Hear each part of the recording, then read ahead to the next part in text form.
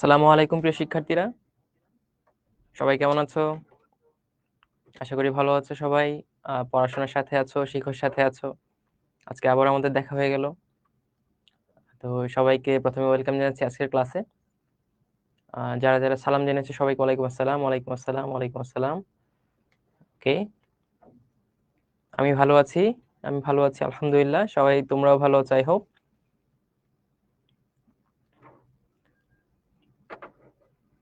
ওকে, তোমরা কি সবাই চলে এসেছো, বা তোমরা সবাই আমাকে কথা শুনতে পাচ্ছ কিনা, বা সবকিছু দেখা যাচ্ছে কিনা ক্লিয়ারলি আমাকে জানিয়ে দাও। আমি কি অসুস্থ? না, আমি অসুস্থ না, তবে একটু ঠান্ডা লাগছে। ঠান্ডা লাগছে, তো এই জন্য একটু গলাটা বসা বসা লাগতেছে আর কি। ওকে, অল ক্লিয়ার। জি ভাইয়া, ওকে। ভাইয়া আপনি কিসের ডক্টর? ভাইয়া আমি হচ্ছে জেনারেল এমবিবিএস কমপ্লিট করেছি। তো এমবিবিএস মানে হচ্ছে তুমি সার্জারি প্র্যাকটিস করতে পারবা, মেডিসিন প্র্যাকটিস করতে পারবা, গাইনি প্র্যাকটিস করতে পারবা, সবকিছু করতে পারবা। এমবিবিএস করার পর যেটা হয়, পর হচ্ছে স্পেশালিটিতে যায় মানুষ। যেমন তুমি দেখছো সার্জারি ডাক্তার আছে আলাদা, তারপর নাক কান গলা বিশেষজ্ঞ আছে, হরমোন বিশেষজ্ঞ আছে, হ্যাঁ, গাইনি ডাক্তার আছে।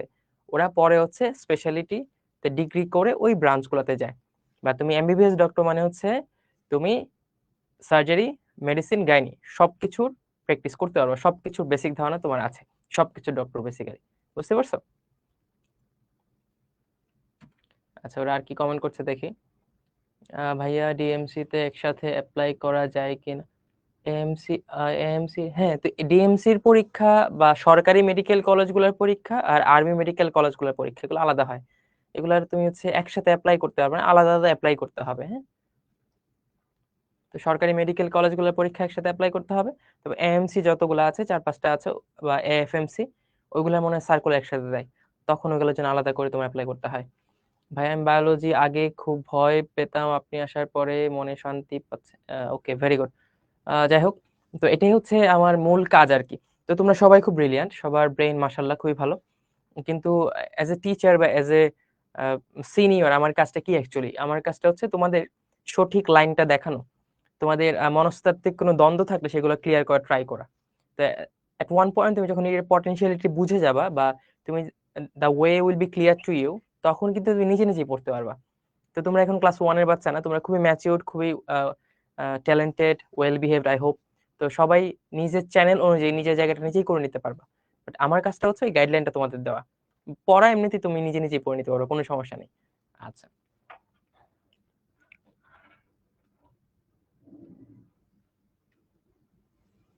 মেডিকেলে আবেদন করতে কত পয়েন্ট লাগে? আচ্ছা, আমি তোমাদের ভাবছি একটা টোটাল গাইডলাইন ভিডিও দিব, যে মেডিকেলে ভর্তি পরীক্ষার রিকোয়ারমেন্টস কি, মেডিকেলে ভর্তি পরীক্ষা দেওয়ার ইচ্ছা থাকলে প্রথম থেকে কিভাবে পড়াশোনাটা করা যায়। তো এটার উপর আমি কাজ করছি, আমি ভিডিওটা খুব শীঘ্রই হচ্ছে বানাবো। আর যেহেতু একজন কোশ্চেন করেছো কত পয়েন্ট লাগে, মেডিকেলে ভর্তি পরীক্ষা দিতে হলে তোমার এসএসসি প্লাস এইচএসসি এই দুইটা মিলিয়ে 9 পয়েন্ট লাগবে। যদি তোমার 9 পয়েন্ট থাকে এবং তুমি বিজ্ঞান শাখার হও, বিজ্ঞান বিভাগের, তখন তুমি পরীক্ষা দিতে পারো মেডিকেলে, ঠিক আছে। বাট আমি আগে বলেছিলাম, বা তোমরা অনেকে জানো, যে এসএসসি পরীক্ষার প্রত্যেক পয়েন্টের জন্য হচ্ছে 15 মার্কস, আবার এইচএসসি পরীক্ষার প্রত্যেক পয়েন্টের জন্য হচ্ছে 25 মার্কস। তো এখান গিয়ে কিন্তু তোমার জিপিএ 5 করা খুব ইম্পর্টেন্ট। আদারওয়াইজ তুমি ধরো 9 পয়েন্ট আসলো তোমার, 9 পয়েন্টের মধ্যে তুমি কোয়ালিফাই করলে পরীক্ষা দেওয়ার জন্য। বাট তোমার যদি যে একটা পয়েন্ট নাই, সেটা হতে পারে এসএসসি থেকে, হতে পারে এইচএসসি থেকে, বা দুটো মিক্স আপ, সেই ক্ষেত্রে কিন্তু অনেকটা নাম্বার পিছিয়ে যাবে তুমি। তো মেডিকেলে ভর্তি পরীক্ষার জন্য কোয়ালিফাইড হতে হলে মিনিমাম 9 পয়েন্ট দরকার, এসএসসি এবং এইচএসসি মিলিয়ে। কিন্তু ভালো করতে হলে তোমাকে অবশ্যই জিপিএ 5 এনশিওর করতে হবে। আদারওয়াইজ এটা একটা টাফ জিনিস হয়ে যায় two pool of this huge thing. তবে আশাহত হওয়ার কিছু নাই। ধরো, আমি একটা গল্প বলি তোমাদের, যে আমার একটা ফ্রেন্ড ছিল, সে আমার সাথেই ডিএমসি তে পড়তো। ইনফ্যাক্ট সে মেধা তালিকায় আমার থেকেও আগে, কিন্তু তার হচ্ছে তোমার পয়েন্টটা এসএসসি তে এরকম ভালো ছিল না। তো তখন সে কি করলো? তখন হচ্ছে তোমার সে ইমপ্রুভমেন্ট পরীক্ষা দেয় আর কি, ইমপ্রুভমেন্ট পরীক্ষা জিপিএ 5 পায়। তো এরকম ইমপ্রুভমেন্ট না দিয়েও ভালো করা যায়। ধরো তোমার 4.78, আমি যদি হিসাব করি, তোমার হচ্ছে পয়েন্ট 2 হচ্ছে তোমার ল্যাকিংস। তো এসএসসির প্রত্যেক পয়েন্টের জন্য 15 মার্কস যদি হয়, তাহলে পয়েন্ট 2 জন্য হচ্ছে তোমার 15 দিয়ে গুণ করলে কত হবে? ধরো হচ্ছে অ্যারাউন্ড, হাতে লেখার গুণটা আমরা করি, ওই যে নোমানের ক্লাসগুলো তোমরা করতেছো না, বা নোমানে কিছু সিরিজ, যে হচ্ছে হাতে ক্যালকুলেশন করা, চলো আমরা করি। তো দশমিকটা আমরা লিখলাম না, প্রথম হচ্ছে 5 দুগুণে 10, 0 3 0 3 3 0 6 3, দশমিকের 2 ঘরে আমি দশমিক একটা দিয়ে দিলাম। ওকে, তো তোমার মোরলেস 3.6 মার্কস কাটা যাবে। তো তুমি খুব একটা যে পিছিয়ে আছো এটা বলা যাবে না, হ্যাঁ, খুব একটা তুমি পিছিয়ে নেই। তুমি যদি ওইরকম স্ট্রং মনোবল থাকে এবং এইচএসসি তে পড়াশোনা করে ইনশাআল্লাহ জিপিএ 5 এনশিওর করো, জি আমাকে কোশ্চেনটা করেছে যার 4.78, তখন কি হবে, তোমার এই 3.6 এর জন্য তোমার যে মেডিকেল এক্সাম মিস হয়ে যাবে এমন কিছু না। 3.6 কাটা গিয়েও ইনফ্যাক্ট যারা সেকেন্ড টাইম পরীক্ষা দেয় ওরা 5 মার্কস কাটা যায়, ওরা 5 মার্কস কাটা যাওয়ার পরও ঢাকা মেডিকেলে যদি পড়তে পারে, তাহলে তুমি 3.6 কাটা নিয়ে বসে আছো, কোনো সমস্যা নেই। তখন তুমি কেন পারবে না? তো তুমি পারবে, তো এটা ঘাবড়ানোর কিছু নেই। 4.78, তো যে তোমার স্বপ্ন শেষ বা তুমি ঢাকা মেডিকেলে চান্স পাবে না বা সরকারি মেডিকেলে চান্স পাবে না, এটা ভাবার কোনো কোনো কারণ নেই। তুমি অবশ্যই চান্স পাবে, বাট যেহেতু এসএসসি তোমার হচ্ছে 4.78 হয়ে গেছে, আনফরচুনেটলি জিপিএ 5 মিসড হয়ে গেছে, এখন তোমার যেটা করতে হবে এইচএসসি তে নিজের সবটুকু দিয়ে চেষ্টা করতে হবে যে তুমি জিপিএ 5 টেনশন করতে পারো। তাহলে তখন তোমার টোটাল গ্যাপ 3.6, যেটা এর থেকে বেশি যাতে না বাড়ে। তো এটা ট্রাই করবে, এবং এই 3.6 গ্যাপ নিয়েও ভালো করে সরকারি মেডিকেলে, ইনফ্যাক্ট ঢাকা মেডিকেলেও চান্স পাওয়া সম্ভব। আচ্ছা, আমরা অনেক কথা হয়তো বললাম, তাই না? তো এখন আমরা ক্লাস রিলেটেড টপিকের কথা থেকে একটু বাহির থেকে ভেতরে চলে আসি। এখন ক্লাস রিলেটেড কথায় আমরা চলে আসি। তো আমি সবাই সবাই ভালো আছো, আমি ভালো আছি, সবাইকে শুনতে পাচ্ছো। কিছু কোশ্চেন আমি যা দেখেছি আনসার করার ট্রাই করেছি। এখন তোমরা আমার গত 2টা ক্লাস যে আমি নিয়েছি, একটা হচ্ছে মলাস্কা থেকে শুরু করে প্রায় কর্ডাটার যে তোমার ইউরো কর্ডাটা, সেফালো কর্ডাটা সবকিছু আমি পড়িয়েছি। তো ওই টপিকটার মধ্যে বা ওই রেঞ্জের মধ্যে তোমাদের কোনো প্রবলেম আছে কিনা সেটা আমাকে একটু জানাও। ঠিক আছে, আমরা এখন এই রিলেটেড কোশ্চেন নিব। আমি আজকের ক্লাসটা খুব ইফেক্টিভলি শর্ট ওয়েতে এবং তোমাদের যাতে মনে থাকে এভাবে করানোর চেষ্টা করব। তো হোপফুলি ক্লাসটা খুব তাড়াতাড়ি শেষ হয়ে যাবে, তারপর তোমার সাথে অনেক অনেক গল্প করবো। তা আপাতত ওই গত ক্লাস রিলেটেড কোনো প্রবলেম থাকলে সেটা আমাকে জানাও। জুম।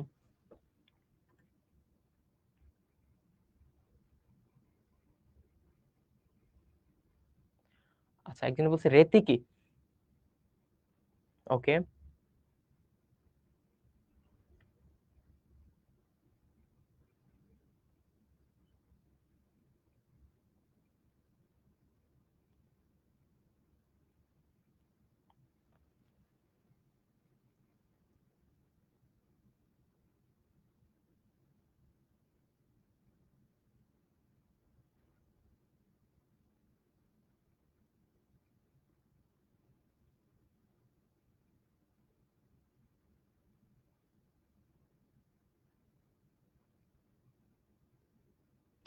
ওকে, ঠিক আছে ভাই, অফ করে দেন।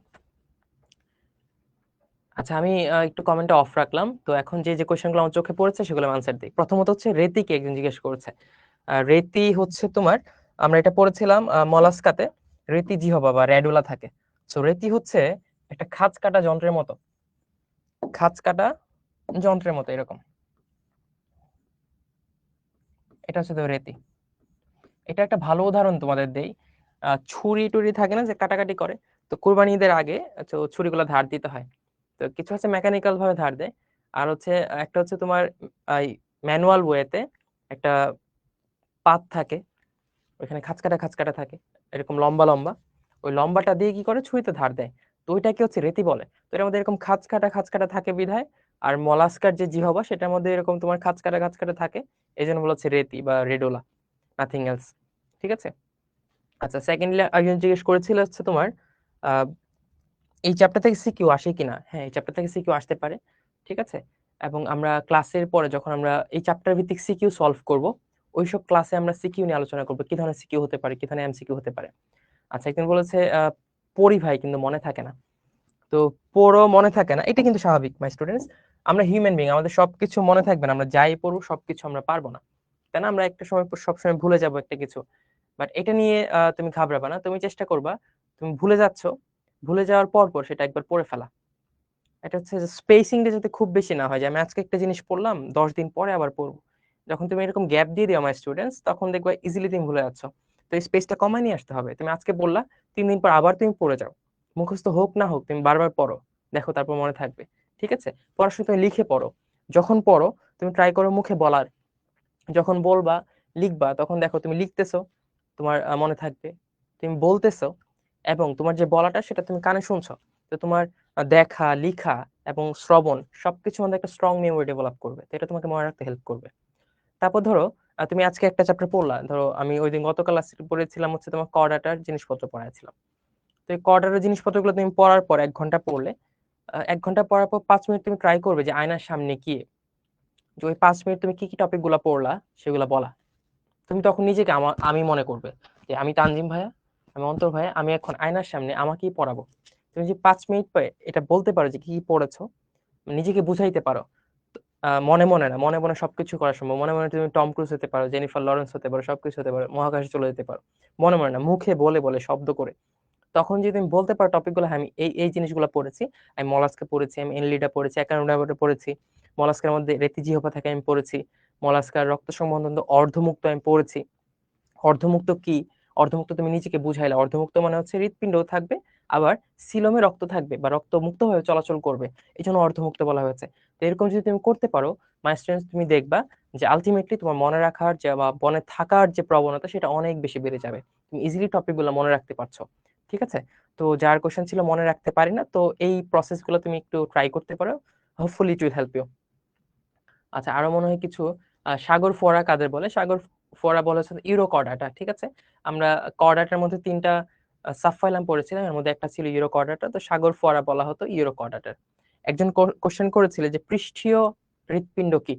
পৃষ্ঠীয় হৃৎপিণ্ড হচ্ছে হৃৎপিণ্ড, তো হৃৎপিণ্ড তুমি বোঝোই, যেটা পিঠের দিকে থাকে, আমাদের যেমন সামনের দিকে থাকে, অঙ্কীয় দিকে থাকে, অনেকের ক্ষেত্রে পেছনের দিকে থাকে, বডির পেছনের দিকে। তো বা পিঠের দিকে যদি আমি বলি, যেমন ঘাসফড়িং, তো ওদের হৃৎপিণ্ড যেহেতু পিঠের দিকে অবস্থান করে, এই জন্য বলা হচ্ছে পৃষ্ঠীয় হৃৎপিণ্ড। এত ইনফো মনে থাকে না, সব ইনফো তোমাকে মনে রাখতে হবে না। আর তুমি যদি এক্সপেক্ট করো যে তুমি একদিন পরে দুনিয়ার সবকিছু মনে রাখবে, it is quite unthinkable my students. তুমি হিউম্যান বিইং, তোমাকে আল্লাহ মস্তিষ্ক দিয়েছে, আর মস্তিষ্কের কিছু ল্যাকিংসও আছে। ল্যাকিংস বলতে আল্লাহ পারফেক্ট ভেবে তৈরি করে দিয়েছেন সৃষ্টিকর্তা, যে তুমি একটা জিনিস পর ভুলে যাবে, তাই না? তো এটা নিয়ে তো ঘাবড়ানোর কিছু নেই, এটা তোমার হিউম্যান নেচার, ভুলে যাওয়া স্বাভাবিক।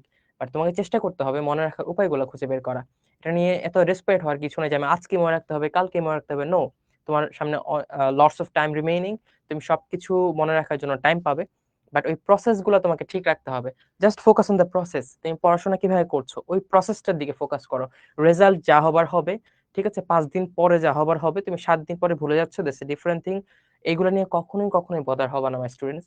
আমার যেটা সাজেশন থাকবে, তুমি যখন পড়বে, you live that 1 hour reading in total rhythm.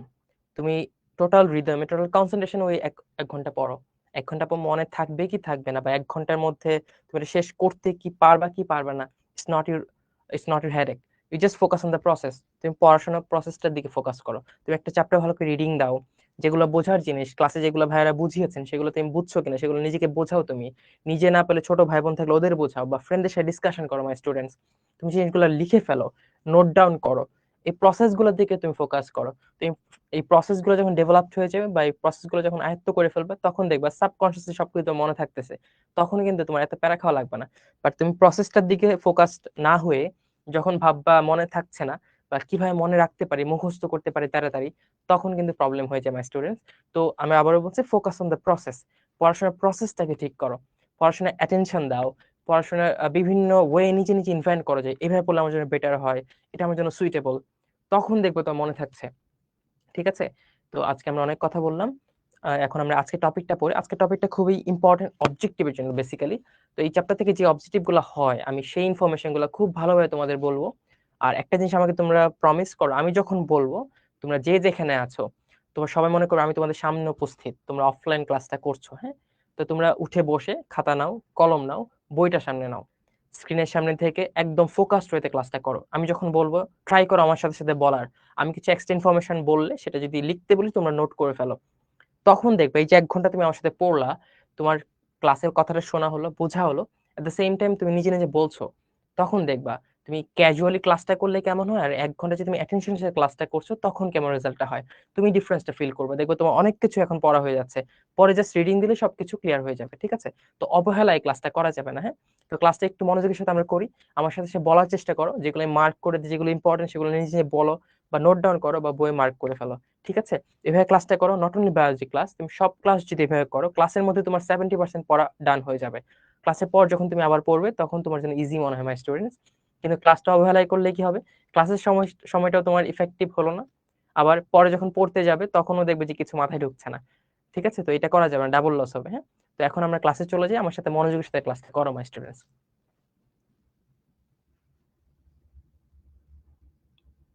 আচ্ছা ভাইয়া, অনেক কমেন্ট পড়েন আপনার। আচ্ছা ভাইয়া যাই হোক, ঠিক আছে। ওকে, আপাতত আমি কমেন্টগুলো অফ রাখছি, আমি আবার কমেন্টগুলো অন করবো, তারপর তোমরা আমাকে কোশ্চেন করো। হ্যাঁ, ওকে। তো চলো আজকের টপিকে আমরা চলে যাই।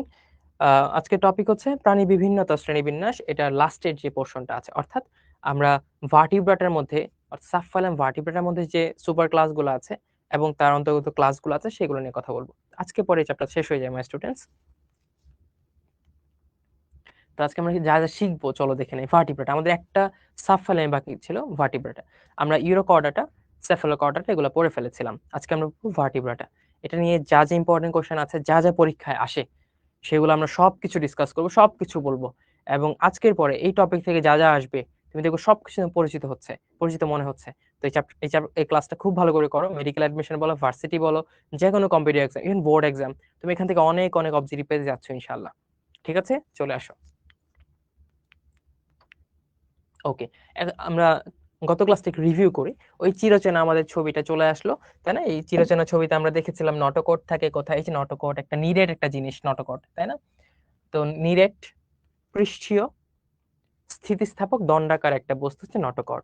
কাদের থাকবে? যারা কর্ডাটা, তাদের হচ্ছে নটোকটটা থাকে। ঠিক আছে, তার উপরে কি ছিল? এই যে হলো নার্ভ কর্ড, আমরা বলেছিলাম যে ফাঁপা একটা স্নায়ুরজ্জু বা মেরুরজ্জু থাকে, যার সামনের অংশ মস্তিষ্কে পরিণত হয়, সামনের অংশ মস্তিষ্কে পরিণত হয়, আর পেছনের যে অংশটা সেটা হচ্ছে তোমার সুষুম্না কাণ্ডতে পরিণত হয়, সুষুম্না কাণ্ড বা স্পাইনাল কর্ডে পরিণত হয়, এটা আমরা পড়েছিলাম। ঠিক আছে, আমরা পড়েছিলাম এই যে নটোকটটা দেখছো, আমি সাদা দিয়ে মার্কিং করছি। আচ্ছা যাই হোক, এই নটোকটটা থাকে হচ্ছে তোমার নার্ভ কর্ড এবং পোস্টিক নালী। এই যে পোস্টিক নালী দেখতেছো, পেঁচানো পেঁচানো পোস্টিক নালী, এই পোস্টিক নালীর মাঝখানে থাকে হচ্ছে তোমার এই নটোকট জিনিসটা। ঠিক আছে, এগুলো আমাদের আগের ক্লাসের রিভিউ, তোমরা সবকিছুই পারো এটা। তো এখানে আমরা এত বেশি টাইম স্পেন্ড করলাম না। একটা তুমি জানছো ফ্যারেঞ্জিয়াল গিল স্লিট, আমরা বলছিলাম ফ্যারেঞ্জিয়াল গিল স্লিট মানে হচ্ছে তোমার গলবিলীয় ফুলকারন্ধ্র, যেটা সকল কর্ডেটদের মধ্যেই থাকে। ঠিক আছে, ওকে। তো এখান থেকে এগুলো আমরা রিভিউ করলাম, রিক্যাপ করলাম। তো দেখো নটোকট আমি যা বলেছি তাই, পৃষ্ঠরেখা বরাবর দণ্ডাকার এবং স্থিতিস্থাপক। তোমাকে বলতে পারে নটোকটের ক্ষেত্রে কোনটা সত্য নয়, তোমাকে স্থিতিস্থাপক এই জায়গায় বলে দিবে অস্থিতিস্থাপক। তো আমরা পড়েছি নটোকট মানে হচ্ছে ইলাস্টিক বা স্থিতিস্থাপক, তো অস্থিতিস্থাপক হচ্ছে নটোকটের জন্য ইনকারেক্ট ইনফরমেশন। ঠিক আছে, আর পৃষ্ঠীয় ফাফা কি থাকে? স্নায়ুরজ্জু থাকে। ঠিক আছে, তোমাকে বলতে পারে যে নিচের কোনটি নিরেট, অপশনে থাকলো নটোকট এবং স্নায়ুরজ্জু, তুমি কি দাগাবা? তুমি জেনেছো নটোকট হচ্ছে তোমার নিরেট, দন্তন্য দন্তন্য, নিরেট নটোকট, নটোকট নিরেট, দন্তন্য দন্তন্য। ঠিক আছে, আর স্নায়ুরজ্জুটা হচ্ছে তোমার ফাঁপা। তো অবজেক্টিভ ভাষা তুমি এটাও পারবে।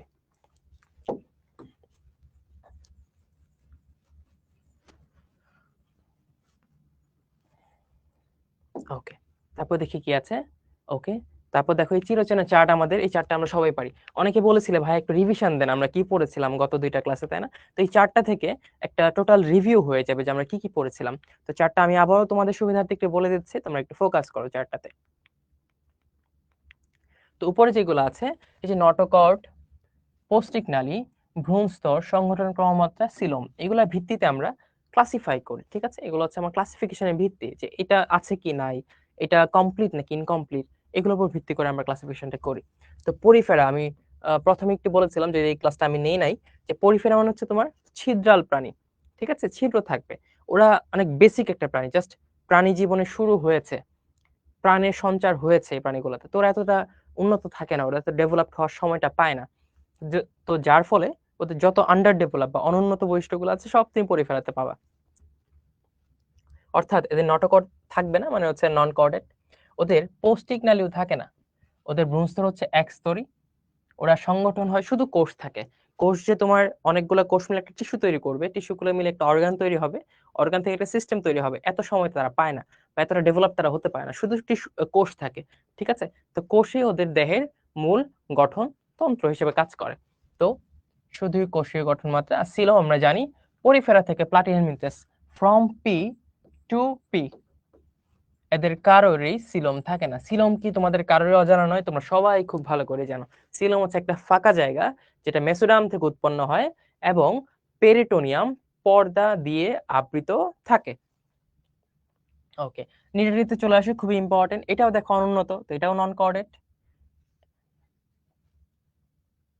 এটার হচ্ছে তোমার পৌষ্টিক তন্ত্র থাকে, ঠিক আছে, পৌষ্টিক নালী থাকে। তো এরা কিন্তু প্যারাজোয়া, এরা হচ্ছে মেটাজোয়া। তো এই নিডারিয়া থেকে কর্ডাটা সবারই পৌষ্টিক তন্ত্র আছে, এরা হচ্ছে মেটাজোয়া বা প্যারাজোয়া।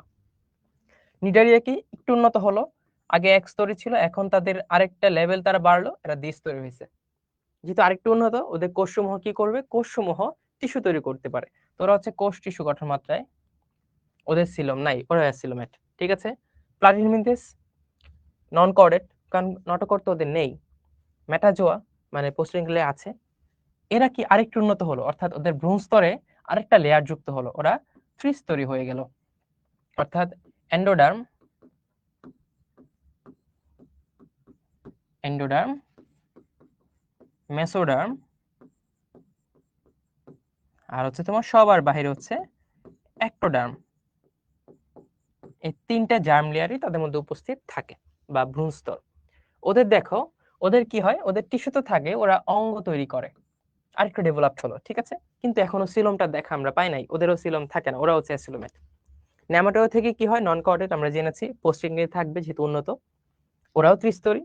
ওদের ক্ষেত্রে আরেকটু উন্নত দিকে ওরা ধাবিত হয়, ওরা অঙ্গ তৈরি করে, সাথে তন্ত্রও তৈরি করে, অর্থাৎ কোষ টিস্যু অঙ্গতন্ত্র চারটা সিস্টেমই তার মধ্যে অবস্থিত থাকে। ওদের ক্ষেত্রে সিলোমের দেখা পেয়েও যেন আমরা পাইলাম না, তাই না? একটা ফাঁকা জায়গা থাকে, কিন্তু পেরিটোনিয়াম নামক কভারিংটা তাদের থাকে না, বা সিলোমের যে মেইন ক্যারেক্টারিস্টিক থাকা উচিত সেটা তাদের মধ্যে বিদ্যমান থাকে না। তো আমরা ফাঁকা জায়গা পাচ্ছি, সিলোমের মতো দেখতে কিন্তু সিলোম না, অর্থাৎ এটা হচ্ছে তোমার সিরো সিলোমেট। কোনটা? নেমাটোডা। নেমাটোডার সাথে আরো দুইটা সিরো সিলোমেট আছে, তোমরা খুব ভালো করে জানো সেটা কি। একটা আর দিয়ে রোটিফেরা, একটা হচ্ছে কে দিয়ে কিনোরহিঞ্চা। এটা খুব ভালো করে পড়তে, এন আর কে, যারা হচ্ছে সিরো সিলোমেট বা অপ্রকৃত সিলোমস্ত। তারপর এই লিডা থেকে কর্ডাটা সবাই হচ্ছে তোমার মেটাজোয়া ভেন্ট্রাজোয়া। এন লিডা থেকে একানোডার্মাটা কারোরই তোমার নটোকর্ড নেই, নটোকর্ড নেই মানে হচ্ছে নন কর্ডেট। ওরা সবাই যেহেতু উন্নত হয়ে গেছে, ওরা ত্রিস্তরী, অঙ্গতন্ত্রও থাকবে, এবং এই এন লিডার পর থেকে সিলোমের দেখা আমরা পাবো, প্রকৃত সিলোম যাকে বলে সেই সিলোমটা থাকবে। অর্থাৎ এন লিডা থেকে কর্ডার সবাই হচ্ছে তোমার সিলোমেট। ঠিক আছে, আচ্ছা, তো মোটামুটি সব ক্যারেক্টারিস্টিক তো সেম।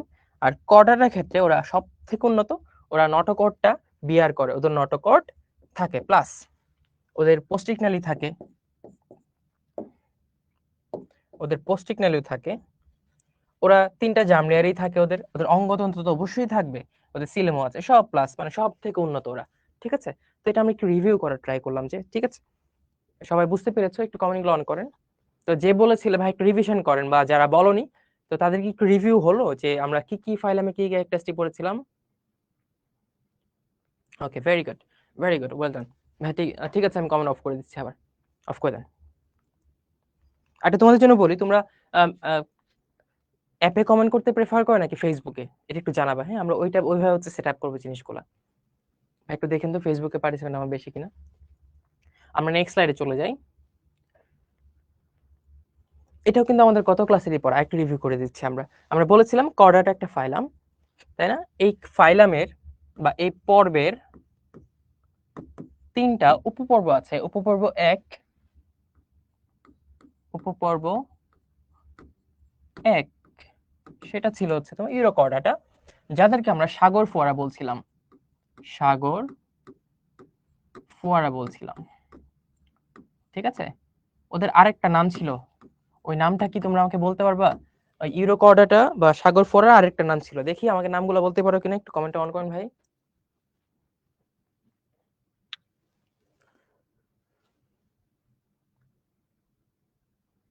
হ্যাঁ, ইউরোকর্ডাটা টিউনিকেট, আচ্ছা টুনিকেট লেখছে। ওকে, ভেরি গুড, পেরেছে পেরেছে, সবাই পেরেছে। তো ওদের নাম ছিল হচ্ছে টিউনিকেট। কেন নাম ছিল? কারণ টিউনিসিন নামক একটা পর্দা, একটা রাসায়নিক বস্তু দিয়ে তৈরি একটা পর্দা দিয়ে তারা আবৃত থাকতো। হ্যাঁ, তারা একটা টিউনিকেট নামে পরিচিত ছিল তারা, টিউনিকেট। কেন টিউনিকেট? কারণ তাদের পর্দা ছিল তোমার টিউনিক পর্দা, টিউনিক পর্দা, যেটার উপাদান ছিল টিউনিসিন, উপাদান ছিল টিউনিসিন।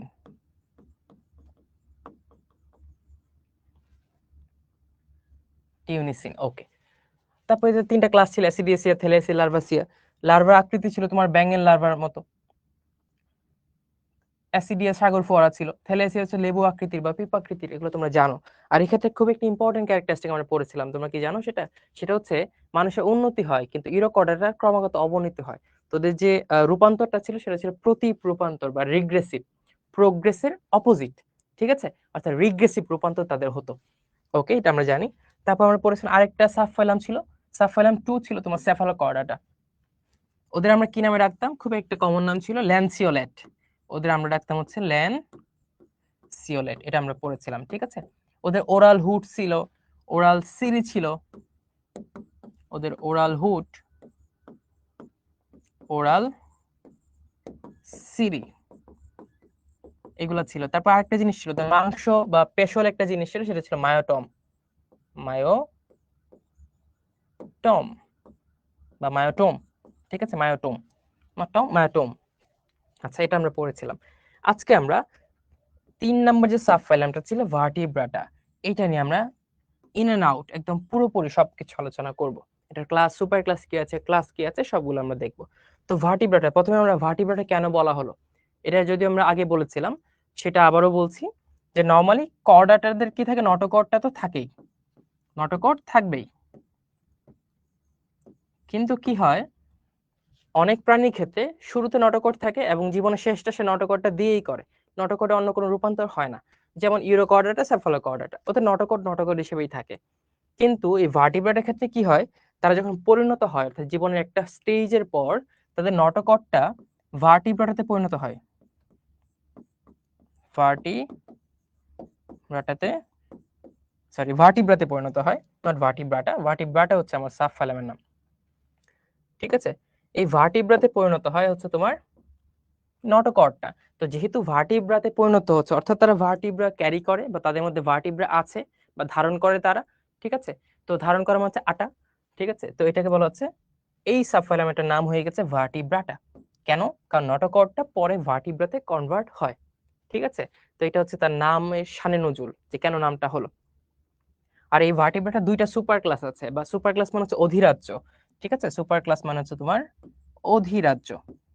আমি কি বলেছিলাম মাই স্টুডেন্টস, তোমরা ভবিষ্যতে গ্রাজুয়েশন করবে, পোস্ট গ্রাজুয়েশন করবে, তো পোস্ট গ্রাজুয়েশনে গ্রাজুয়েশনে সবসময় তোমার ইংলিশ পড়তে হবে। বা অনেকে ইনশাল্লাহ বিদেশে পড়াশোনা করছে, হার্ভার্ড, ক্যামব্রিজ, ঠিক আছে, অক্সফোর্ড, এখানে পড়াশোনা করতে যাবে, তোমাদের মধ্যে সেই পটেনশিয়ালিটি আছে। তো তখন কিন্তু তোমাদের সবকিছু ইংলিশে পড়তে হবে। আর এই যে একটা টেকনো বেসড ওয়ার্ল্ড, এখানে ভালো করতে হলে সবকিছু যদি ইংলিশ বা ওই পশ্চিমা দেশগুলো থেকে আসে, সবকিছুই তোমার কিন্তু ইংলিশে আসে। তো সব রিসোর্স ইংলিশে আছে। তো এগুলোতে ভালো করতে হলে, নিজেকে এস্টাবলিশ করতে হলে তোমার কিন্তু ইংলিশে দক্ষতার প্রয়োজন। বাট অবশ্যই ইংলিশে দক্ষতা তোমরা অর্জন করবা। বাট একটা আনএক্সপেক্টেড জিনিস হয়, সেটা হচ্ছে ইংলিশে দক্ষতা অর্জন করার যে ইচ্ছা বা যে আগ্রহ, এটা এতটাই বেড়ে যায় যে আমাদের মাতৃভাষা বা রাষ্ট্রভাষার প্রতি আমাদের কেন যেন একটা অনীহা চলে আসে। তো ওই অনীহাটা থাকা যাবে না। মাতৃভাষার প্রতি যথেষ্ট সম্মান রেখে, এটাকে হৃদয়ের অন্তঃস্থলে সবসময় রেখে, তারপর হচ্ছে ইংলিশ এক্সিলেন্সি তুমি গ্রো করো। ঠিক আছে, তো অনেকের মতো বা এটা খুবই আনফর্চুনেট এটা দেখা, যে ইংলিশে এতটা অবসেসড হয়ে যায়। তো তারা হচ্ছে অনেক সময় তারা একটু বাংলাকে অবজ্ঞা করে দেখে। আমরা ইংলিশ শিখবো, ইংলিশ বলবো, প্র্যাকটিস করবো, দ্যাটস ভেরি গুড। বাট অবশ্যই বাংলা ভাষার প্রতি আমাদের যে সম্মান, সেটা অক্ষুণ্ণ রাখতে হবে। ঠিক আছে মাই স্টুডেন্টস? আচ্ছা, তো সুপার ক্লাস মানে অধিরাজ্য। তো ভার্টিব্রাটের দুইটা অধিরাজ্য আছে, একটা হচ্ছে সাইক্লোস্টোমাটা, আর একটা হচ্ছে তোমার ন্যাথোস্টোমাটা। ঠিক আছে, এই সাইক্লোস্টোমাটা সুপার ক্লাস বা অধিরাজ্যের দুইটা ক্লাস আছে, এটা আমরা পরে দেখছি, পরের স্লাইডে আছে। আর ন্যাথোস্টোমাটা হচ্ছে তোমার মোট 7টা ক্লাস আছে। আজকে আমরা এই 9টা ক্লাস নিয়ে মোটামুটি আলোচনা করব। তো নেক্সট স্লাইডে আমি চলে যাচ্ছি। তো এগুলো কিন্তু আমাদের বলা শেষ। দেখো, তো দেখো, সাইক্লোস্টোমাটার দুইটা কি, একটা হচ্ছে মিক্সিনি, একটা হচ্ছে প্যাট্রোমাইজন্টিড। আমরা এক্সপ্লেনেশন পরে পড়বো। নামগুলা সবাই আমার সাথে বলবা, দেখবে মুখস্থ হয়ে যাবে, ঠিক আছে? নামগুলা বলবা, যদি আমি শুনতে পাচ্ছি না, বাট আমি ধরে নিচ্ছি তোমরা আমার সাথে চিট করবে না, তো নামগুলা তোমরা আমি যখন বলবো তখন তোমরা সাথে সাথে বলবে। তো প্রথম যে নামটা, প্রথম ক্লাস হচ্ছে কন্ড্রিকথিস। কন্ড্রিকথিস। ক্লাস 2 তে আছে অ্যাক্টিনোপটেরিজি। ক্লাস 2 তে আছে অ্যাক্টিনোপটেরিজি। 3 হচ্ছে Sarcopterygii, 4 Amphibia, 5 Reptilia, 6 Aves and 7 Mammalia. এর মধ্যে প্রথম 3টা ক্লাস হচ্ছে মাছ, এগুলো হচ্ছে মাছের শ্রেণী, প্রথম 3টা, অর্থাৎ কন্ড্রিকথিস, অ্যাক্টিনোপটেরিজি, সার্কোপটেরিজি, এই 3টা হচ্ছে মাছের ক্লাস। 3টা ক্লাসেই মাছ দিয়ে ভরপুর, ঠিক আছে? তারপরে যেটা আছে অ্যামফিবিয়া, তুমি জানো উভচর, উভচর। তারপর র্যাপটিলিয়া আছে, সেটা তুমি জানো সরীসৃপ, সরীসৃপ। আর অ্যাভেস মানে তুমি জানো পক্ষীকুল বা পাখি। আর ম্যামালি হচ্ছে স্তন্যপায়ী প্রাণী।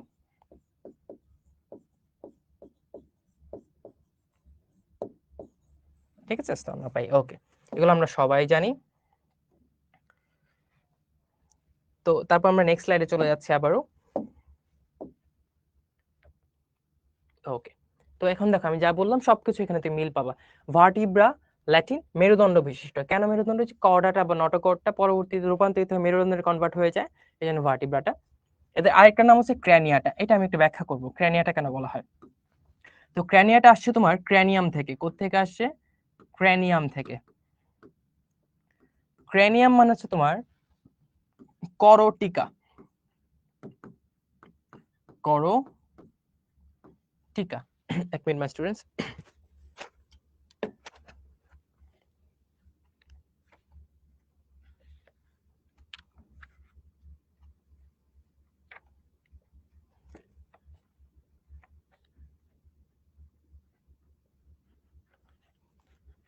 একটু পানির ব্যবস্থা করা যাবে?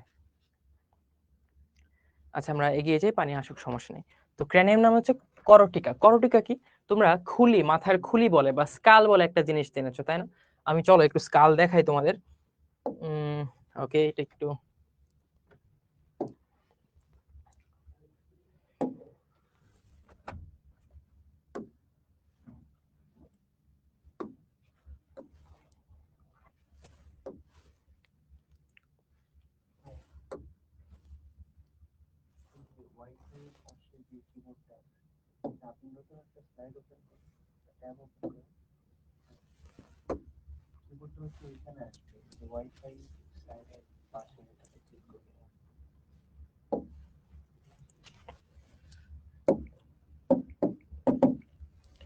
আচ্ছা, স্কাল আমরা দেখি, আসো ইমেজ খুঁজি, অনেকগুলো ইমেজ চলে আসবে আমাদের।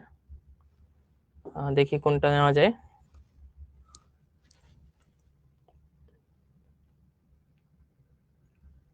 এটা নিলাম, এটাতে 4টা ভিউ আছে। হ্যাঁ, তো সবাই একটু এখানে খেয়াল করো, এটা হচ্ছে বেসিক্যালি আমার একটা স্কাল। হুম,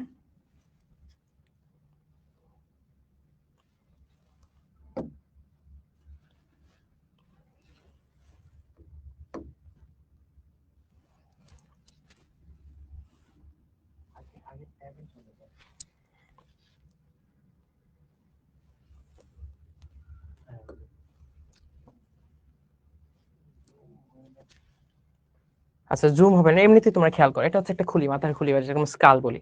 এটা একটা অংশ হচ্ছে ক্র্যানিয়াম বা করটিকা, ঠিক আছে? তো করটিকা বলতে কি, তোমার যে মস্তিষ্ক থাকে, ব্রেনটা থাকে, এইটার যে কভারিং সেটা হচ্ছে করটিকা। আর বাকি যে দেখছো এখানে চোয়াল দেখছো, এই যে চোয়াল, এখানে নাকের অস্থি দেখছো, এখানে তোমার জাইগোমেটিক থাকে, ঠিক আছে? এখানে অ্যাথময়েড থাকে, একদম নিচের দিকে স্ফ্যানয়েড থাকে। এটা হচ্ছে ঊর্ধ্ব চোয়াল, একটা নিম্ন চোয়াল। আমি একটু পানি খেয়ে নিচ্ছি, হ্যাঁ? তুমি একটু ওয়েট করো।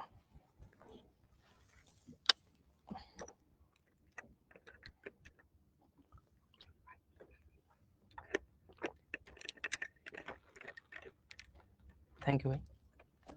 ওকে,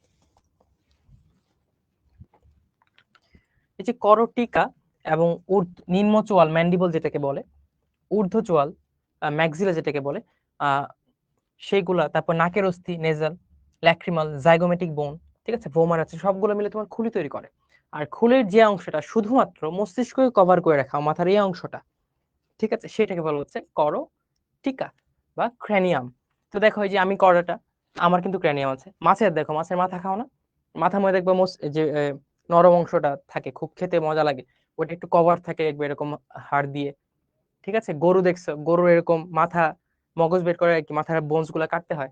তো সবারই ব্রেনটা বা মস্তিষ্কটা কিছু একটা দিয়ে কভার করা থাকে, ওই কিছু একটা নাম হচ্ছে ক্র্যানিয়াম, ঠিক আছে, বা করটিকা। তো যেহেতু ম্যাক্সিমাম ভার্টিব্রাটাদের বা সব ভার্টিব্রাটাদের এরকম মাথার খুলি থাকে, এবং খুলির মধ্যে যে জায়গায় মস্তিষ্ক থাকে সেই জায়গাটা আলাদা স্পেশালি আবৃত থাকে করটিকা দিয়ে বা ক্র্যানিয়াম দিয়ে, এই জন্য সকল ভার্টিব্রাটাদের ক্র্যানিয়াটাও বলা হয় মাই স্টুডেন্টস। তো এটা হচ্ছে তাই ক্র্যানিয়াটা বলার শানে নজুল আর কি। হ্যাঁ, তো নর্মালি যেহেতু আমার কথা চলে আসছে আমি একটু বলে দিই, আমার যে মাথার খুলি এর পুরো অংশ, মাথা খুলি মাথার ব্রেইনের কভারিং অংশ, নাকের অস্থি, তারপর ফেসিয়াল কভারিং বা ফেসের যে অস্থিগুলো সবগুলো নিয়ে হচ্ছে খুলি। এর মধ্যে ক্র্যানিয়াম হচ্ছে শুধু মস্তিষ্ককে আবৃত করে রাখে সেই হাড়ের অংশগুলো। এরকম থাকে তোমার 6 ধরনের, 8টা অস্থি দিয়ে তোমার ক্র্যানিয়ামটা তৈরি, বা আমাদের বা মানুষের ক্র্যানিয়ামটা তৈরি হচ্ছে এই 8টা অস্থি দিয়ে, 6 ধরনের। সামনের দিকে কপালে থাকে ফ্রন্টাল, ফ্রন্টের দিকে, পেছনের দিকে থাকে অক্সিপিটাল, ঠিক আছে, তারপর থাকে হচ্ছে তোমার স্ফেনয়েড, অ্যাথময়েড, প্যারাইটাল, টেম্পোরাল। এই যে নামগুলো বললাম এর মধ্যে প্যারাইটাল থেকে 2টা, টেম্পোরাল থেকে 2টা, 4টা হলো। আর 4 রকম হচ্ছে তোমার 4টা, এগুলা মিলে হচ্ছে তোমার কি হয়, করটিকাটা বা ক্র্যানিয়ামটা তৈরি হয়। তো আমরা যখন অঙ্গ সঞ্চালনা পড়বো ইনশাল্লাহ আমরা ট্রাই করব একটা আস্ত কঙ্কাল নিয়ে এসে এই কঙ্কালের মাধ্যমে তোমাদের পড়িয়ে এবং দেখিয়ে সেটা শিখাতে। তো তখন ইনশাল্লাহ তোমাদের আরো ইজি হবে। তো এটা আমাদের out of the topic, but বলে রাখলাম ইনশাল্লাহ। তো যদি বেঁচে থাকি ইনশাল্লাহ তোমাদের সাথে ক্লাস হয়, তখন কিন্তু আমরা একদম কঙ্কাল নিয়ে এসে একদম জুম করে খুব ক্লোজ ভিউতে বোনস গুলা দেখিয়ে দেখিয়ে তোমাদের পড়াবো।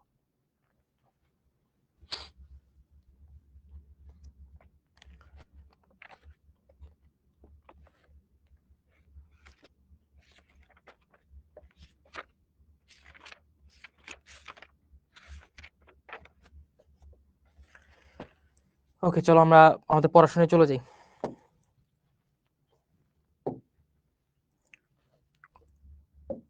ওকে, আবার চলে আসলাম, ঠিক আছে। তো তোমরা ক্র্যানিয়াটা কেন বলা হয় আশা করি সবাই এখন থেকে পারবে। ক্র্যানিয়াটা বলা হয় কারণ তাদের ক্র্যানিয়াম থাকে। ক্র্যানিয়াম কি জিনিস মাই স্টুডেন্টস? ক্র্যানিয়াম হচ্ছে করটিকা। তো করটিকার ভিতরে কি থাকে? করটিকার কাজ হচ্ছে আমাদের মস্তিষ্কটাকে খুব ভালোভাবে প্রোটেক্ট করা, ঠিক আছে। মস্তিষ্ক হচ্ছে বডির সব থেকে ইম্পর্টেন্ট পার্ট, তাই না? মস্তিষ্ক না থাকলে তো বডি অ্যাকচুয়ালি কিছুই ফাংশনিং থাকতো না। তো এটাকে খুব ভালো করে আমার প্রোটেক্ট করতে হবে, ওই প্রোটেকশন হিসেবে কাজ করে ক্র্যানিয়ামটা। তো ভার্টিব্রাটা যাদের হচ্ছে সবার ক্র্যানিয়াম থাকে, এই জন্য ভার্টিব্রাটাকে সাধারণ হিসেবে বা সাধারণ নাম হিসেবে ক্র্যানিয়াটাও ডাকা হয়, ঠিক আছে। ওকে, গলবিলের পাশে ফুলকা রন্ধ্র থাকে, আমরা বলেছিলাম যে কর্ডাটার মেন বৈশিষ্ট্য হবে তাদের ফুলকা রন্ধ্র থাকবে, তাই না? তো এটা একটা বৈশিষ্ট্য। প্রধান শ্বসন অঙ্গ ফুলকা বা ফুসফুস, ফুলকা থাকে মাছের, ঠিক আছে, বা যেগুলো পানিতে থাকে সেগুলো ফুলকা থাকবে। বাট তোমার হচ্ছে যখন স্থলে চলে আসবা বা ডাঙায় চলে আসবা তখন তো ফুলকা দিয়ে তুমি শ্বাস প্রশ্বাস নিতে পারবে না, তখন তোমার লাগবে ফুসফুস।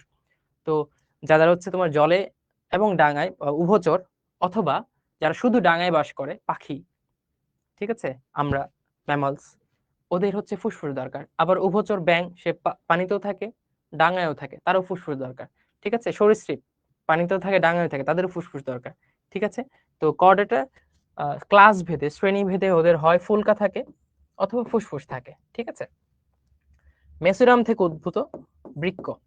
তো মেসোরাম কি জিনিস তোমরা সবাই এটা পারবা। মেসোরাম হচ্ছে, আমরা যে ভ্রূণের 3টা স্তর পড়েছিলাম, এন্ডোডার্ম, একটোডার্ম, মেসোডার্ম, তার একটা স্তর হচ্ছে মেসোডার্ম।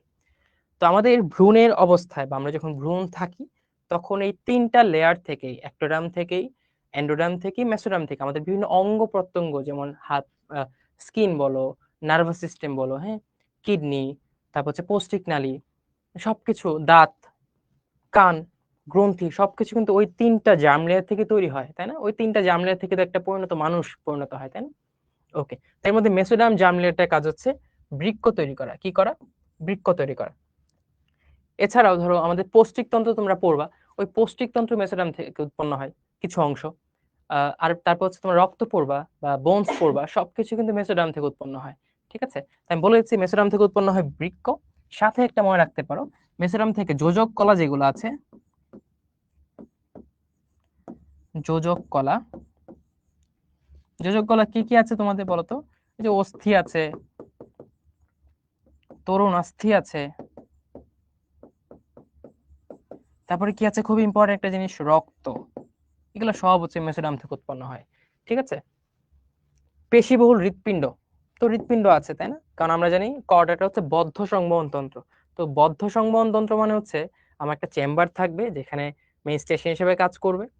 স্যার, সরি স্যার, আচ্ছা, ওকে, লেট হয়ে গেছে, ডাজন্ট ম্যাটার অ্যাকচুয়ালি। তুমি এখন থেকে ক্লাসে অ্যাটেনশনের সাথে যে যতটুকু বাকি আছে সেটা করো। আমরা যদি সময় পাই রিভিউ করব, বা ক্লাসে রেকর্ডিং তো দেখে নিতে পারবে, এই সুবিধা তো আমাদের শিখতে আছেই। আচ্ছা, অস্থি তৌনাস্থি, অস্থি তৌনাস্থি পার্থক্য আমরা যখন ওই চ্যাপ্টারটা পড়বো তখন খুব ভালো করে বলবো। তারপর তো বলে যে একটা শক্ত একটা নরম, ঠিক আছে, এটা জেনে রাখো। ওকে।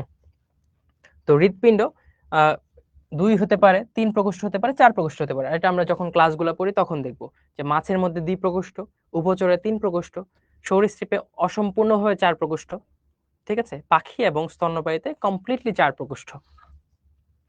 তিন অংশ বিভক্ত মস্তিষ্ক থাকে, হ্যাঁ, এই যে মস্তিষ্ক থাকে আমাদের, হ্যাঁ। তারপর হচ্ছে কি থাকে, কর্টেক্স স্নায়ু থাকে। কর্টেক্স স্নায়ু এটা হতে পারে 10 জোড়া, হতে পারে 12 জোড়া।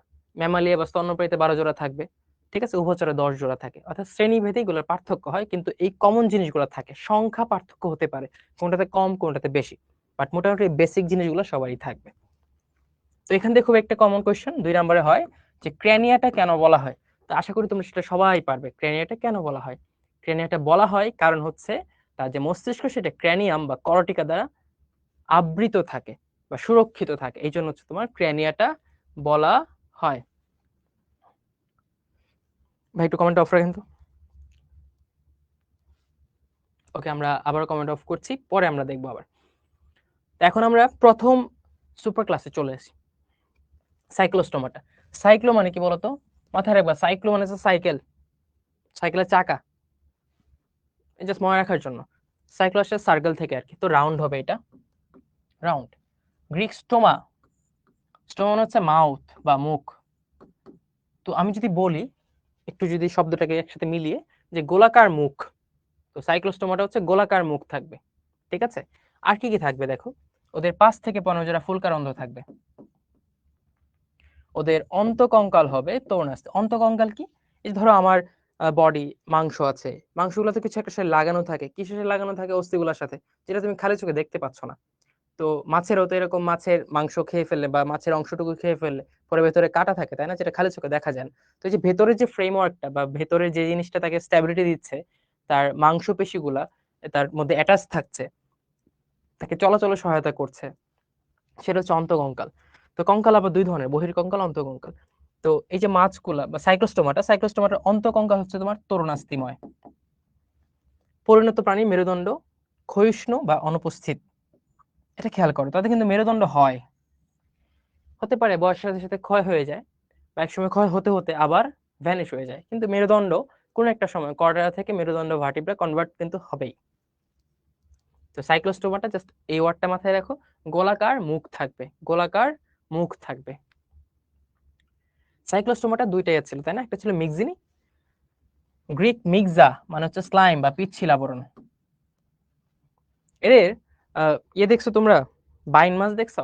দেখছো হয়তো, একটু পিচ্ছিল থাকে না, ওই পাখনা টাখনা কিছু থাকে না, অনেক পিচ্ছিল আইসের হয়, আইসের থাকে, আইস অ্যাকচুয়ালি থাকেই না, পুরো স্কিনটাই থাকে তোমার পিচ্ছিল, জিলাটিন বা স্লাইম দিয়ে কভার থাকে, এই জন্য পিচ্ছিল হয়। তো ওদের বলা হয় হ্যাগফিশ। কি বলা হয়? হ্যাগফিশ। ওরা দেখতে খুব একটা ভালো না, খুব ভয়ঙ্কর লাগে দেখতে। ধরো একটা মুরগি তুমি ছিলাইছো, সব পাখনা ফেলে দিলা, শুধু স্কিনটা আছে, ওটার উপর তুমি তেল মালিশ করলা, তো ধরো ওটা কেমন একটা বিশ্রী লাগবে না? তো এরকম ওদের আকৃতির, ওদের যে অ্যাপিয়ারেন্স সেটা এরকম বিশ্রী লাগে, কোনো আইস নাই, ঠিক আছে। ইভেন দেখো কোনো পাখনাও কিন্তু নাই, কোনো পাখনা আছে? কোনো পাখনা নাই, একটা সাপের মতো দেখতে, ঠিক আছে।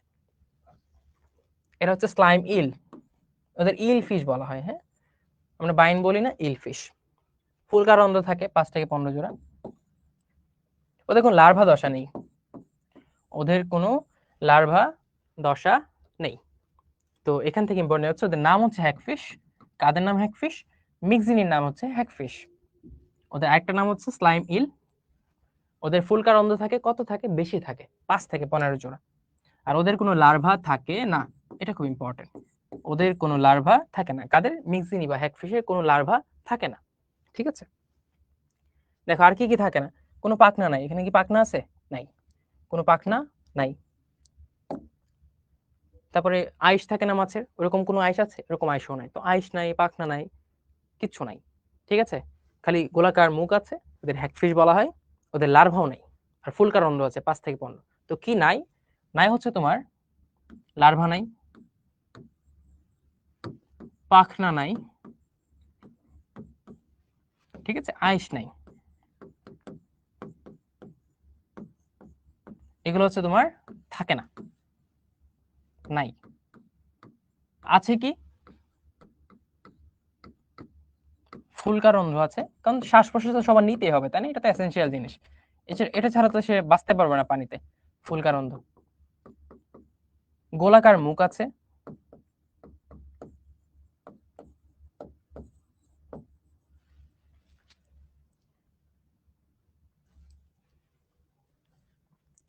কিন্তু মুখ টিপিক্যাল মুখ তোমার আমার মুখের মতো এরকম না, বা মাছের মুখ যেরকম থাকে ওরকম না, ওদের দাঁত থাকে না। ঠিক আছে, বাট ওইরকম ওদের একটা জিহ্বা থাকে, জিহ্বার মধ্যে কিছু খাঁচকাটা খাঁচকাটা থাকে, যেটা তাদের খাবারকে খেতে হেল্প করে। ঠিক আছে, আর ওরা ম্যাক্সিমাম খাবার খায় হচ্ছে মৃত প্রাণী খায়। কি খায়? মৃত প্রাণী।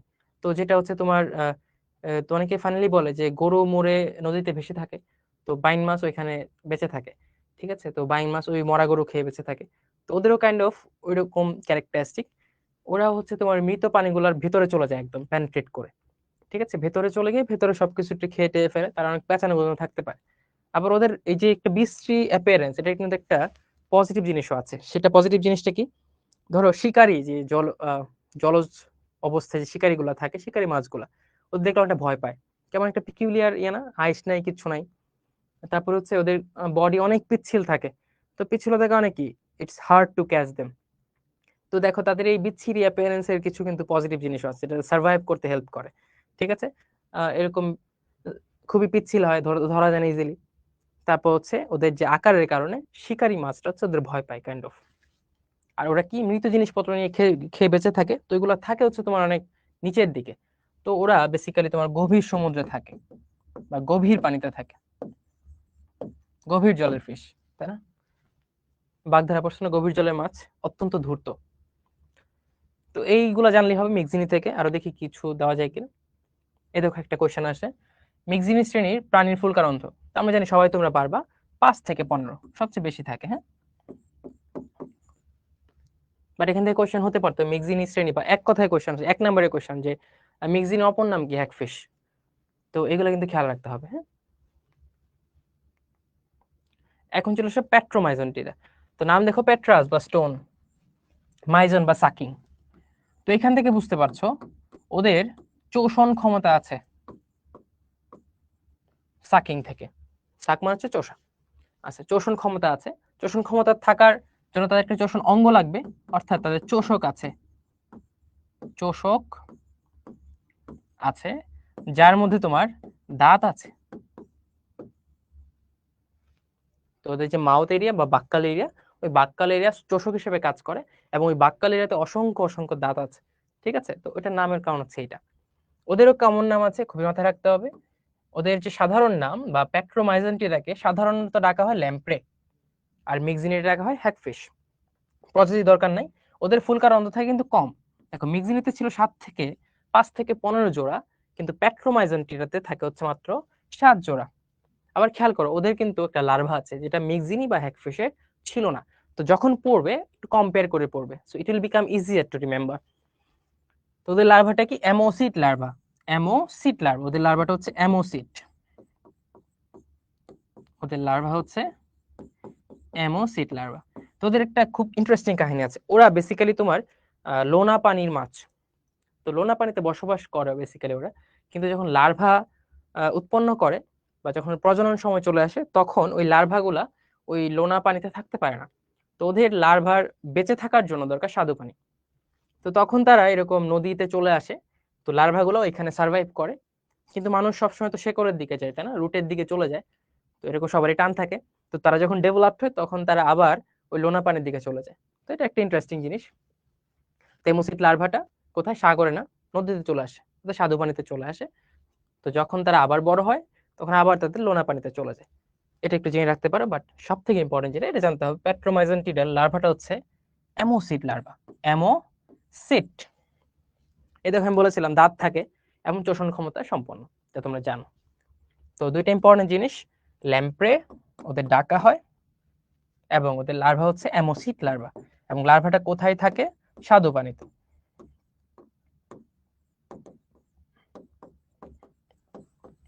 ওকে, কিন্তু পরিণত মাছটা কোথায় থাকে, এরা কই থাকে, এই দেখো সাকার, চোষক, দেখছো, খুবই হরিফাইং, এই হরর মুভির মতো বলছে। এটা হচ্ছে সাকার, এগুলা চোষক। আর এই যে পরিণত প্রাণীগুলো এরা কই থাকবে, এরা থাকবে হচ্ছে তোমার সমুদ্রে বা লোনা পানিতে থাকবে। ঠিক আছে, ওকে। তারপরে বলছি প্যাট্রোমাইজেন্টিরা বা ল্যাম্প্রে বলা হয়। আমার সাথে সাথে বলো মাই স্টুডেন্টস, তখন দেখবে মুখস্থ হয়ে যাবে, আর মনে না রাখার যে প্যারা, এটা খাওয়া না। প্যাট্রোমাইজেন্টের নাম হচ্ছে ল্যাম্প্রে। ওদের 7 জোড়া মাত্র ফুলকারন্দ থাকে, ওদের চোষক থাকে, এই যে চোষক, এবং ওদের লার্ভা হচ্ছে অ্যামোসিট লার্ভা, যেটা থাকে হচ্ছে কোথায়, স্বাদু পানিতে। এখন চলে আসো আমাদের 2 নাম্বার সুপার ক্লাসে চলে যাই, super class Gnathostomata. Super class Gnathostomata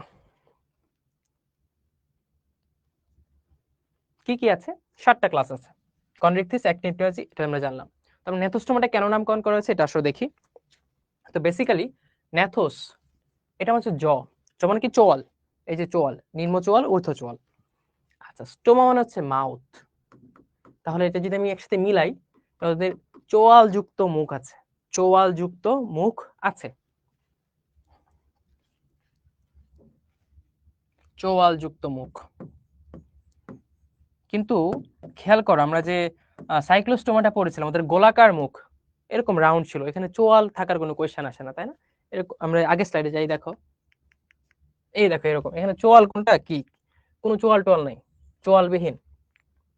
কিন্তু ন্যাথোস্টোমাটায় চলে আসো, এই দেখো জ, এটা হচ্ছে লোয়ার জ বা ম্যান্ডিবল, এটা হচ্ছে ম্যাক্সিলা যদি আমরা বলি আর কি। তো আমরা এটাই বললাম, ওদের তো এরকম ম্যান্ডিবল ম্যাক্সিলা এরকম ভাবে বলা যাবে না। এটা হচ্ছে তোমার লোয়ার জ, এটা হচ্ছে আপার জ, নিম্ন চোয়াল, ঊর্ধ্ব চোয়াল। তো ওদের চোয়াল আছে এবং চোয়াল যুক্ত মুখ, যেটা আমরা এটার নাম থেকে বুঝতে পারি। হ্যাঁ, চোয়াল যুক্ত মুখ, এটা হচ্ছে ন্যাথোস্টোমাটা।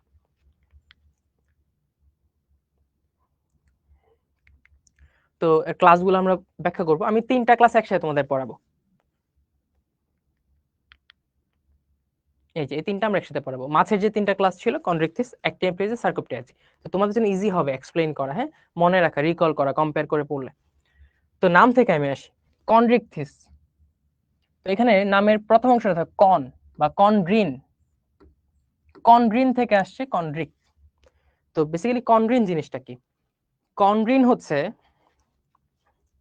কার্টিলেজ বা তরুণাস্থি, আমি এখানে লিখি কার্টিলেজ বা তরুণাস্থির মাতৃকাকে বলা হয় কনড্রিন, মাতৃকাকে বলা হয় কনড্রিন।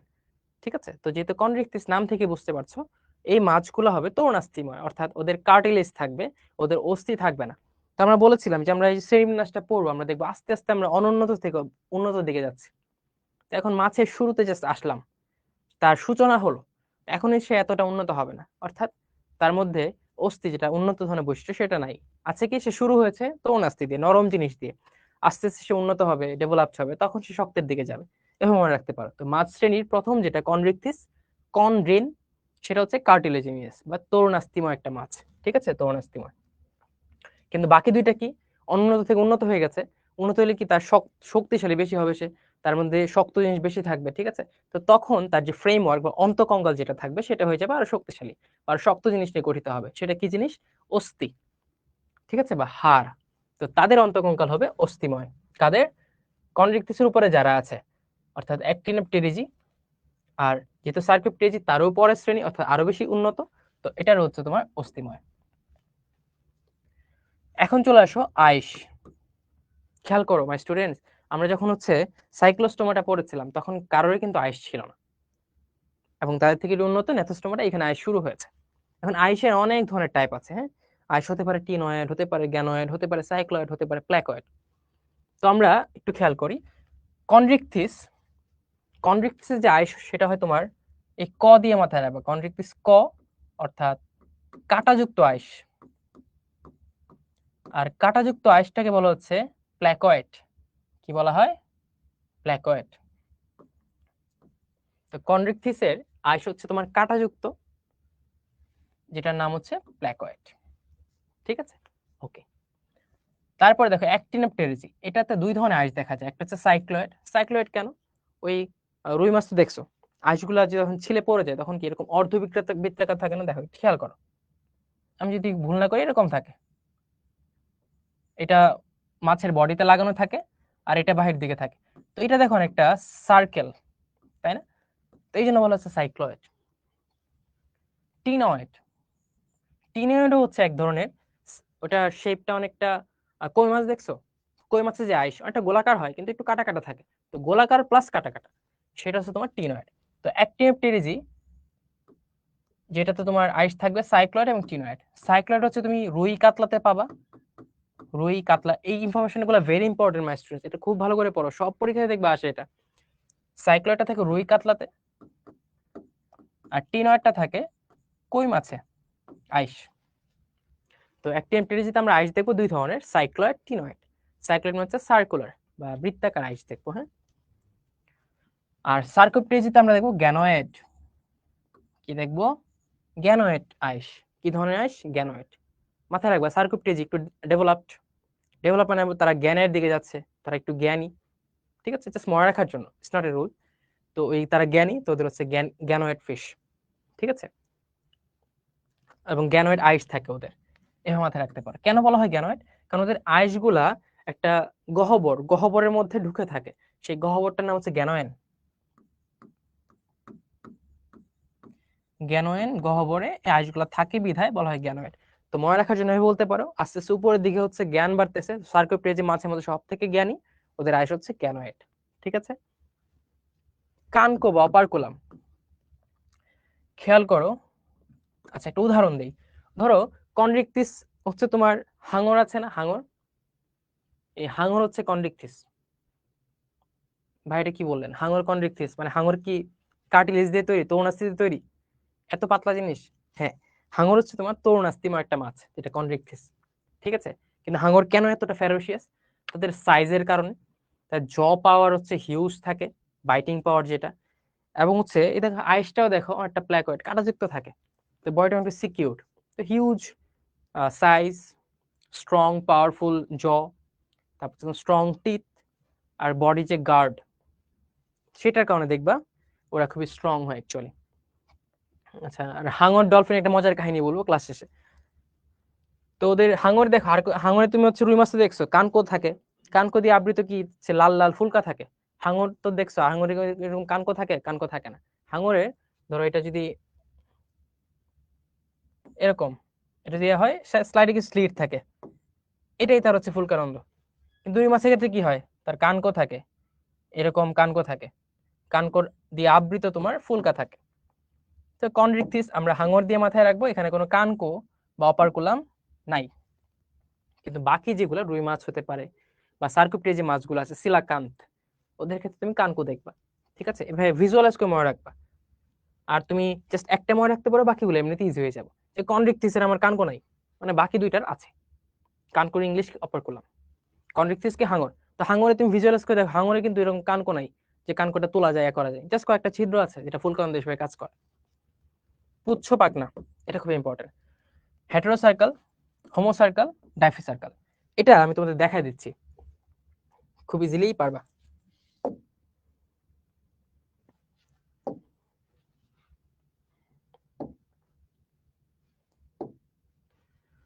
এইখানে দেখো আমি লিখতেছি,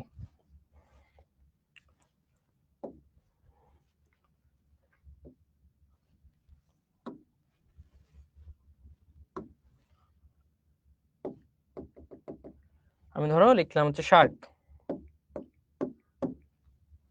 আচ্ছা, শার্ক কই? শার্ক এসে গেল, শার্কে একটা নিয়ে আমরা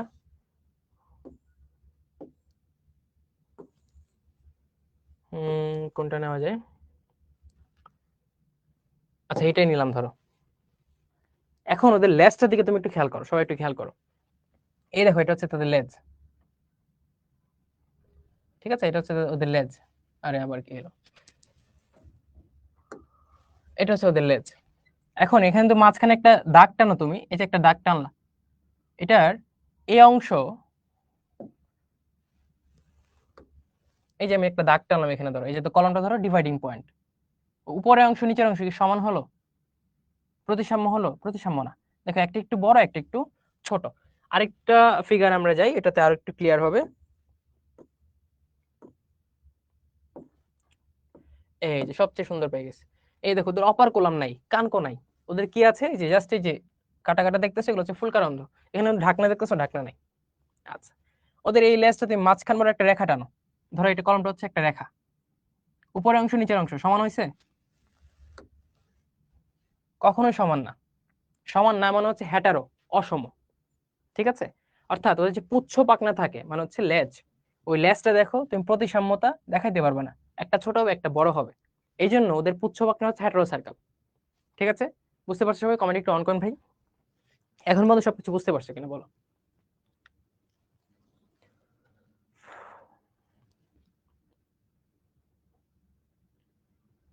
জি স্যার, ওকে বুঝছে, ওকে ভেরি গুড, তোমরা অনেক ট্যালেন্টেড, সব বুঝে যাও, ভেরি গুড। আচ্ছা অফ করে দেন। আচ্ছা এখন চলো আমরা একটা রুই মাছ দেখি। রুই ফিশ, রুই ফিশ দেখলাম, কোনটা নিব? সবচেয়ে বড়টাই নেই, হ্যাঁ। ধরো এটা নিলাম। এখন খেয়াল করো, এখন তুমি মাঝখান বরাবর এই যে একটা লাইন দেখতেছো, এখানে রাখো।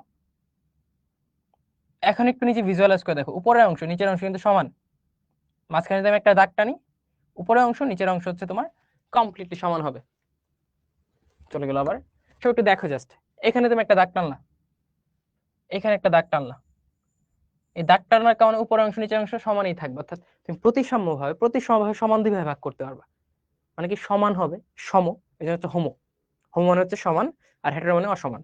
তো কন্ড্রিক্টিসের ক্ষেত্রে বা আমরা হাঙর দিয়ে দেখালাম, যেটা কন্ড্রিক্টিস একটা সদস্য, সেইখানে পুচ্ছ পাখনা বা লেজটা হচ্ছে সমভাবে ভাগ করা যেত না, এই জন্য ছিল হেটেরো সার্কেল। আর এখানে যেহেতু সমভাবে ভাগ করা যায়, রুই মাছ, রুই মাছ কোন শ্রেণীর সদস্য? অ্যাক্টিনোপটেরিজি। তাহলে অ্যাক্টিনোপটেরিজিটা হবে হোমো, আর সার্কেল হোমো সার্কেল। অর্থাৎ কন্ড্রিক্টিস ছিল হেটেরো সার্কেল পুচ্ছ পাখনা, আর রুইফিশ হবে হোমো সার্কেল পুচ্ছ পাখনা। ক্লিয়ার? দেখি ভাই, এই করেন, কমেন্টটা অন করেন, ওরা বুঝছে কিনা। বুঝছো? ওকে ভেরি গুড। নাইলে হচ্ছে বাজার থেকে রুই মাছ যখন আব্বু নিয়ে আসবে, তখন বাসায় প্র্যাকটিক্যালি দেখে ফেলো। হাঙর তো নিয়ে সম্ভব না, তো হাঙর তো দেখতে পারবে না। তো রুই মাছ যখন নিয়ে আসবে আম্মুরে বলে রাখবা, তখন রুই মাছটা দেখে মাপবা তুমি যে ঠিক আছে কিনা।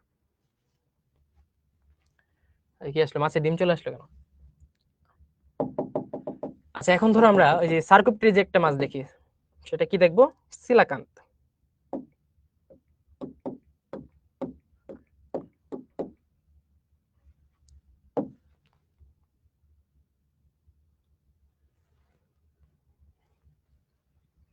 এই দেখো সিলাকান্ত চলে আসলো আমাদের, যেটা সার্কোপ্টেরিজি শ্রেণী একটা সদস্য। এইখানে তুমি খেয়াল করো, এই যে দেখলা ওদের একটা পাখনা বা পুচ্ছ পাখনা বা লেজ, এটা দেখো এখান থেকে শুরু যে হয়েছে কোনো ডিভিশন নাই। কোন ডিভিশন আছে? কোনো ডিভিশন নাই। আচ্ছা সব জায়গায় সমান, দুই দিকে সমানভাবে আছে, এটা হচ্ছে ডাইফি সার্কেল, দুই পাশে আছে। কিন্তু কন্ড্রিক্টিস রুইফিশ একটু খেয়াল করো, একটা ডিভাইডেশন ছিল। আমরা একটু এঁকে দেখাই, আমরা আবার পাওয়ার পয়েন্টে চলে যাই, জাস্ট তোমাদের ছবি দেখানোর জন্য দেখালাম আর কি। আমি যদি একটু সামারাইজ করি, জিনিসটা এমন ছিল যে রুইফিশের পাখনাটা ছিল এমন,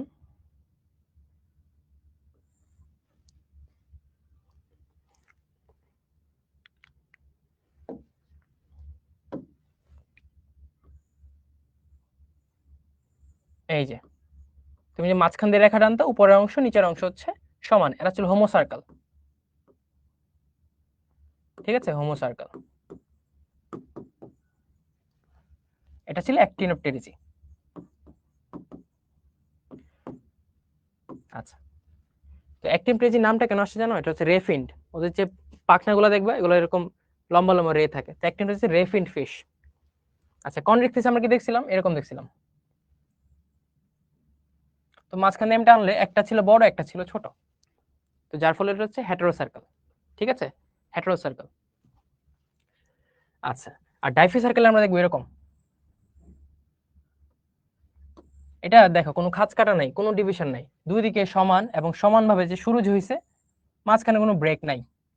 এটা হচ্ছে ডাইফি সার্কেল। এটা থাকবে হচ্ছে সার্কোপ্টেরিজিতে। ভালো করে লেখেন স্যার। আচ্ছা আচ্ছা, আমার লেখার হাতের লেখা একটু খারাপ, কি করবো বলো, তো আমি লেখা ট্রাই করবো ভালো করে। এটা হচ্ছে ডাইফি সার্কেল। যারা বোঝো নাই তারা দুইটা ওয়ার্ডের মিনিং বোঝো।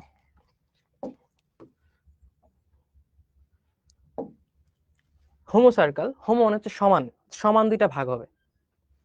এই যে রুই মাছ সমান দুইটা ভাগ হলো, এটা হচ্ছে হোমো সার্কেল বা অ্যাক্টিনোপটেরিজি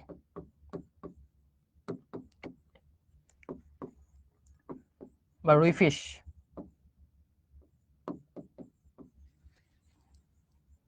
আচ্ছা, এটা দেখো মাঝখানে রেখাটা আনলাম, দুইটা সমান ভাগ হলো না, অসমান, হেটারো। এটা হচ্ছে হেটারো সার্কেল, হেটারো সার্কেল। যেটা কোথায় পাবা তুমি, কনরিকথিসে পাবা।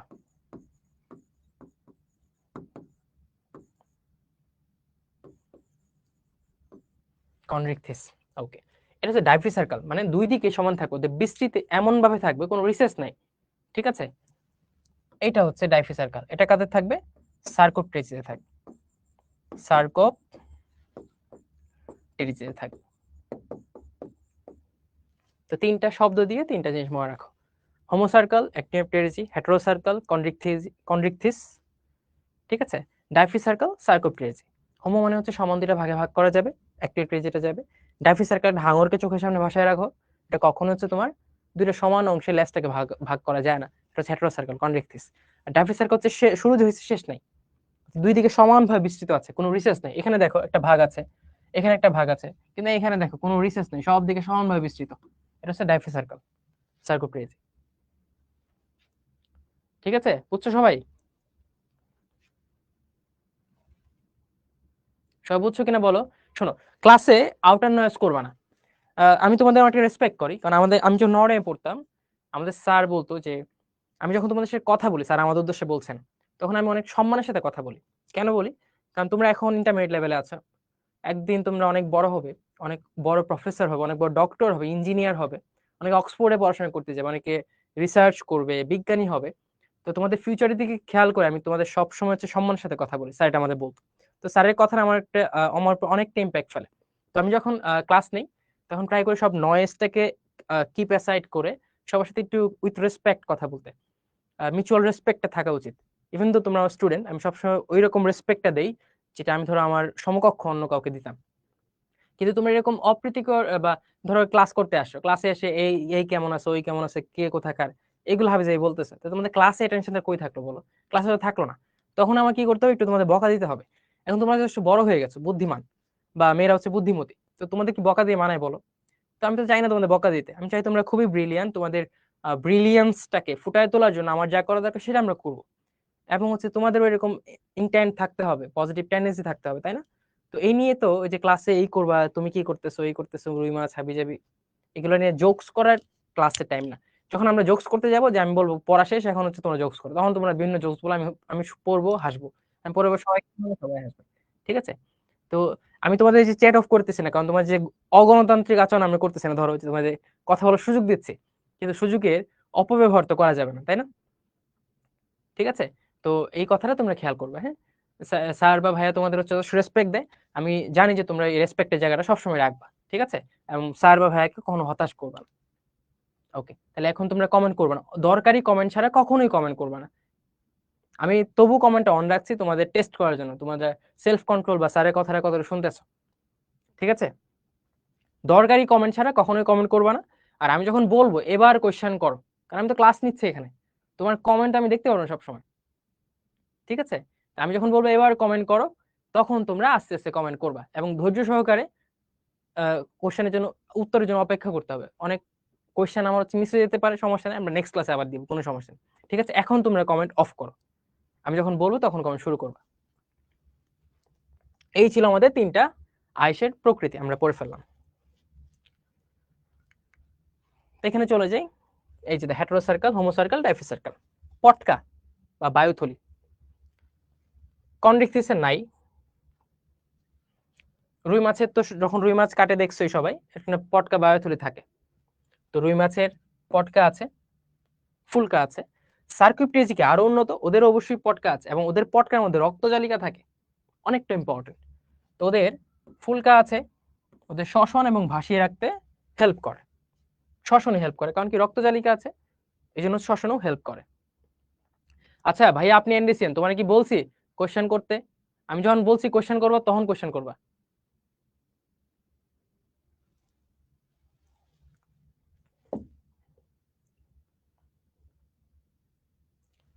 ঠিক আছে, এখন কোশ্চেন অফ। তো এটা হচ্ছে, এটা ক্লোয়াকা বা ছিদ্র বা পায়োছিদ্র বলে, হ্যাঁ ক্লোয়াকা উপস্থিত, সরি ক্লোয়াকা পায়োছিদ্র না, জননছিদ্র বা জননের একটা উপায় হচ্ছে ক্লোয়াকা, যেটা তুমি কন্ড্রিকথিসে পাবা, বাকিগুলাতে পাবা না, ক্লোয়াকা বা কস্টাম। ওকে, তো ক্লোয়াকা থাকে উপস্থিত কোথায়? কন্ড্রিকথিসে, বাকিগুলাতে থাকে না। উদাহরণ কি? এই যে উদাহরণ দেখো, এই যে হাঙর বললাম, থুটি হাঙর বা হ্যামারহেড শার্ক, স্টিংরে, সরি হাতুড়ি হাঙর হচ্ছে হ্যামারহেড শার্ক। ওকে, তারপর রুই ইলিশ অ্যাক্টিভ, সিলাকান্ত অস্ট্রেলিয়ান লাংফিশ, সেগুলো সার্কোপ্টেরিজি। আমরা যে মাছগুলো খাই সচরাচর বা যেগুলো আমরা দেখি, এই সবগুলাই হচ্ছে প্রায় 96% অ্যাক্টিনোপটেরিজি। সার্কোপটেরিজি এখন প্রায় বিলুপ্ত প্রাপ্ত একটা বা বিলুপ্ত প্রায় একটা শ্রেণী। এর মোটামুটি 7 থেকে 8টা প্রজাতি পাওয়া যায়। এর মধ্যে সিলাকান্ত, সিলাকান্ত এটা সার্কোপটেরিজি একটা সদস্য। এটাতে কি হয়, এরা একটা জীবন্ত ফসিল, এরা হচ্ছে জীবন্ত ফসিল। তাই কমেন্ট অফ করেন। সিলাকান্ত হচ্ছে তোমার জীবন্ত ফসিল। তো আবারও বলছি, ম্যাক্সিমাম মাছগুলো অ্যাক্টিভ টেরিজির মধ্যে থাকে। সার্কিউপ্টেরিজি 7 থেকে 8টা প্রজাতি পাওয়া যায়। এর মধ্যে সিলাকান্ত যেটা, সেটা হচ্ছে তোমার জীবন্ত ফসিল বা লিভিং ফসিল। তো এই জিনিসগুলো খুব ইম্পর্টেন্ট। আমি ফর দ্য লাস্ট টাইম তোমাদের পড়ে শোনাচ্ছি, তোমরা একটু কেয়ারফুলি আমার সাথে পড়ো এবং নিজে নিজে বলো। প্রথমে অন্তকঙ্কাল, কন্ড্রিকথিসের ক্ষেত্রে তুমি পাবা হচ্ছে তরুণাস্থি। আচ্ছা একদম বলছি ইয়েলো কালার ইউজ করতেছি দেখো, বাকি সব হচ্ছে অস্থিময়। আইস, এটা হচ্ছে প্ল্যাকয়েড কাটা। অ্যাক্টিভ পেজি সাইক্লয়েড, টিনয়েড থাকে কই মাছে, আর সাইক্লয়েড রুই কাতলাতে। আর সার্কিউপ্টেজি বলছে জ্ঞানী মাছ, তো আইস গ্যানোয়েড। অপারকুলাম, হাঙরে থাকে না মানে কন্ড্রিকথিসি নাই, বাকি দুটোতে আছে। পুচ্ছপাকনা, হেটেরোসার্কাল কন্ড্রিকথিস, হোমোসার্কাল অ্যাক্টিনোপটেরিজি বা রুইফিশ। আর সার্কোপটেরিজি বা সিলাকান্ত হচ্ছে ডাইফিসার্কাল। সিলাকান্ত কি? সার্কোপটেরিজি একটা সদস্য, যেটা জীবন্ত ফসিল বা লিভিং ফসিল হয়ে গেছে। জীবন্ত ফসিল কি জিনিস? যে অনেক অনেক আগে একটা পাওয়া গেছে, এটা এখনো বেঁচে আছে, কিন্তু এটা সমসাময়িক যে প্রজাতিগুলো ছিল সেগুলো অলরেডি এক্সটিংক্ট। এটা হচ্ছে জীবন্ত ফসিল। আমরা আর্থ্রোপডে যখন পড়েছিলাম সেখানে বলেছিলাম যে আর্থ্রোপডে একটা সদস্য আছে রাজ কাঁকড়া। কি কাঁকড়া? রাজ কাঁকড়া। কাঁকড়া ওইটাও একটা জীবন্ত ফসিল। ঠিক আছে, তো দুইটা জিনিস তুমি এখানে জানলে, একটা রাজ কাঁকড়া হচ্ছে জীবন্ত ফসিল, আর সিলাকান্ত যেটা সার্কোপটেরিজি বা এটা বলে লাংফিশ, সিলাকান্ত বা লাংফিশ ওরা হচ্ছে তোমার জীবন্ত ফসিল। এটা হচ্ছে খুবই ইম্পর্টেন্ট কোশ্চেন এবং খুবই ইম্পর্টেন্ট ফর অবজেক্টিভ। ঠিক আছে, ক্লোয়াকা শুধু কন্ড্রিকথিসের আছে, বাকি একটারও নাই। ওকে, আচ্ছা তোমাদের সুবিধার্থে আমি লিখে দিচ্ছি, ওই যে জীবন্ত ফসিল যেটা বললাম, এই চ্যাপ্টারে জীবন্ত ফসিল দুইটা, একটা হচ্ছে রাজ কাঁকড়া, রাজ কাঁকড়া, একটা হচ্ছে সিলাকান্ত বা লাংফিশ, সিলাকান্ত বা লাংফিশ। এটা কিন্তু খুব ইম্পর্টেন্ট, হ্যাঁ দেখে রাখবা। সবাই দেখছে, লিখছে? ওকে, আচ্ছা এখন অ্যামফিবিয়া চলে আসে। অ্যামফিবিয়া তো বুঝো, ব্যাং, এগুলো হচ্ছে অ্যামফিবিয়া। অ্যামফিবিয়া মানে হচ্ছে তোমার বোথ আর বায়োস লাইফ, অর্থাৎ যারা দুই জায়গায় থাকে, অর্থাৎ জলে এবং ডাঙায় তাদের অবস্থান, ওরা হচ্ছে অ্যামফিবিয়া। ওরা একটোথার্মিক। এই কথাটা আমি বলি, এটা খুব ভালো করে খেয়াল করো। একটোথার্মিক মানে কি? একটো মানে হচ্ছে বাহিরের, বাইরের, থার্মিক মানে টেম্পারেচার। তো একটোথার্মিক হচ্ছে তারাই যাদের বডি বা শরীরের অভ্যন্তরীণ তাপমাত্রা, শরীরের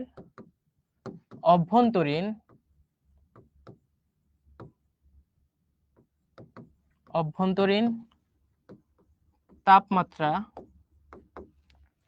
পরিবেশের উপর নির্ভরশীল,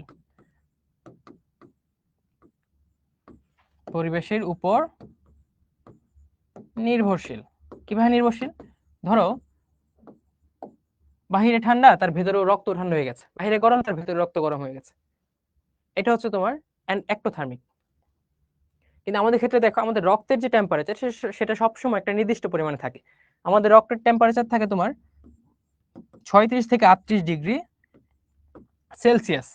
এখন বাহিরে ধরো -10 ডিগ্রি সেলসিয়াস হোক, -4 ডিগ্রি সেলসিয়াস হোক, বা বাহিরে 10 ডিগ্রি সেলসিয়াস হোক, যাই হোক, তোমার হয়তো স্কিন ঠান্ডা হয়ে যাবে, কিন্তু তোমার ভেতরে যে টেম্পারেচার, তোমার রক্তের যে টেম্পারেচার, সেটা সবসময় কিন্তু তোমার বডি নিজেই রেগুলেট করবে। অর্থাৎ এটা হচ্ছে এন্ডোথার্মিক, মানে তাপমাত্রা ভেতরে রেগুলেশন হয় বা নিয়ন্ত্রিত হয়। ঠিক আছে? কিন্তু ব্যাঙের ক্ষেত্রে কিন্তু যদি বাইরে -10 ডিগ্রি সেলসিয়াস হয়ে যায়, তখন কি হবে? তাদের যে নরম বা পাতলা স্কিন, একে তো তাকে ঠান্ডা থেকে বাঁচাতে পারবে না, সেকেন্ডলি হচ্ছে তার রক্তের তাপমাত্রা এত কম করে দিবে। কিন্তু এত কম রক্তের তাপমাত্রা থাকলে সে বেঁচে থাকতে পারবে না। এই জন্য হচ্ছে ব্যাঙ শীতকালে হারায় যায়, দেখবা, মানে শীতনিদ্রা বলে, হাইবারনেশনে চলে যায়। ঠিক আছে? তো একটোধার্মিক মানে কি? যেসব প্রাণী তাদের বডির বা শরীরের ভেতরে বা অভ্যন্তরীণ তাপমাত্রা নিজে নিয়ন্ত্রণ করতে পারে না, বরঞ্চ তাদের তাপমাত্রা বাহিরের পরিবেশের উপর নির্ভরশীল, তারা হচ্ছে একটোথার্মিক। তো অ্যামফিবিয়া হচ্ছে একটোথার্মিক। ওদের লার্ভা ট্যাডপোল, ওদের লার্ভা গুলা কই থাকে? ব্যাঙের লার্ভা সবসময় জলে থাকে। ছোট মানুষ, এত উন্নত হয় নাই। যখন উন্নত হয় তখন তারা জলে এবং স্থলে দুই জায়গায় থাকতে পারে। স্কিন দেখো, স্কিন গ্রন্থিময়, মসৃণ এবং আর্দ্র থাকে। ওদের আঙুল থাকে, পা থাকে, 4টা পা থাকে, বা 2টা পা থাকতে পারে, হতে পারে, কিন্তু আঙুলগুলা নখরবিহীন।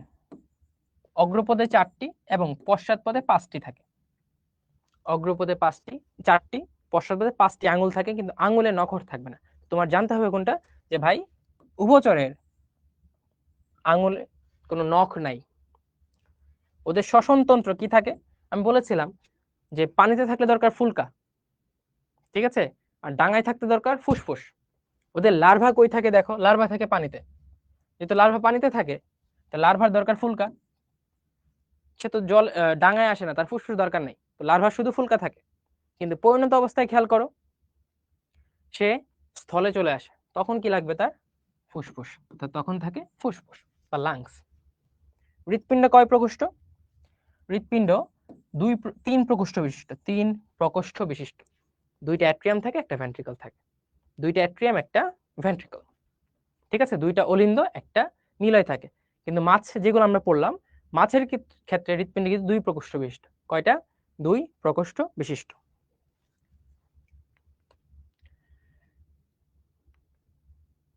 জীবনচক্রে ট্যাডপোল লার্ভা। ট্যাডপোল লার্ভা কি? যে ব্যাঙাচি, আর ব্যাঙ কি? উভচর। তো ট্যাডপোল লার্ভা কোথায় দেখা যায়? ব্যাঙাচি লার্ভা দেখা যায় হচ্ছে তোমার অ্যামফিবিয়া বা উভচরে। দেখছো, ইংলিশে কিন্তু পড়ে রাখতে হবে। আচ্ছা, এখন র্যাপটিলিয়া উভচর থেকে আরেকটু উন্নতিতে চলে আসলো। র্যাপটন হচ্ছে ক্রিপ। ক্রিপ মানে কি জানো? হামাগুড়ি দিয়ে চলা, ক্রলিং করা। তো সাপ, কুমির এভাবে চলে না, এই জন্য ক্রিপ, র্যাপটিলিয়া। ওরাও দেখা একটোধার্মিক, অর্থাৎ ওরাও নিজের তাপমাত্রা নিজে মেনটেন করতে পারে না, পরিবেশের উপর নির্ভরশীল। এটা তোমাদের জন্য ইম্পর্টেন্ট না, অক্সিপিটাল কন্ডেল, জাস্ট নাম পড়ে রাখতে পারো, অক্সিপিটাল কন্ডেল। ওদের কোনো লার্ভা নাই, ওদের কোনো লার্ভা নাই, এটা অ্যামফিবিয়াতে ছিল। এটা লেস ইম্পর্টেন্ট, সরীসৃপের যুগ, মেসোজোয়িক যুগ, এটা আমরা যখন চ্যাপ্টার 11 পড়বো তখন দেখবো, চ্যাপ্টার 12 পড়বো তখন দেখবো। আচ্ছা, চ্যাপ্টার 11 জেনেটিক্স যেটা, যাই হোক, পড়ে রাখতে পারো। ওদের যুগটা হচ্ছে মেসোজোয়িক। এটা খুব ইম্পর্টেন্ট, হৃৎপিণ্ড, এটা খুবই ইম্পর্টেন্ট। আমি বারবার বলছি, এটা খুবই ইম্পর্টেন্ট। আমরা মাছে দেখেছিলাম ওদের প্রকোষ্ঠ 2টা থাকে, উভচরে চলে আসলাম, এদের প্রকোষ্ঠ কয়টা? 3টা। আবার সরীসৃপ কিন্তু উভচর থেকে আরেকটু উন্নত, যার ফলে ওদের প্রকোষ্ঠ থাকবে অসম্পূর্ণভাবে 4টা, অর্থাৎ 3টা তো আছেই, সাথে পার্শিয়ালি ডেভেলপড একটা আছে, মানে অসম্পূর্ণ ভাবে 4টা প্রকোষ্ঠ তার আছে। কিন্তু একটা ব্যতিক্রম আছে, ব্যতিক্রমটা কি? কুমির। কুমির যদিও সরীসৃপ বা র্যাপটাইল, কুমিরের ক্ষেত্রে সম্পূর্ণভাবে 4 প্রকোষ্ঠ দেখা যায়, কিন্তু কুমির বাদে অন্যান্য সরীসৃপের ক্ষেত্রে অসম্পূর্ণভাবে 4 প্রকোষ্ঠ, অসম্পূর্ণভাবে 4 প্রকোষ্ঠ।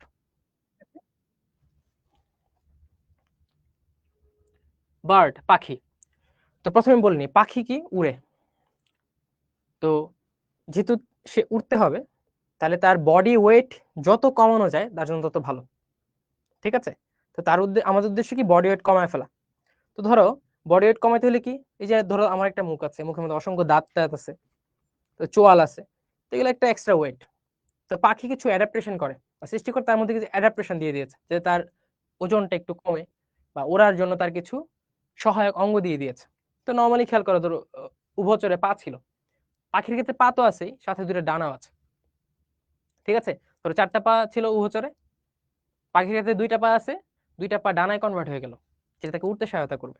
আচ্ছা, ডানাগুলো কি খুব শক্ত শক্ত হাড় থাকবে না, পাতলা পাতলা হাড় থাকবে, অসংখ্য পালক থাকবে, এবং হাড়ের ভেতরে বাতাস থাকবে।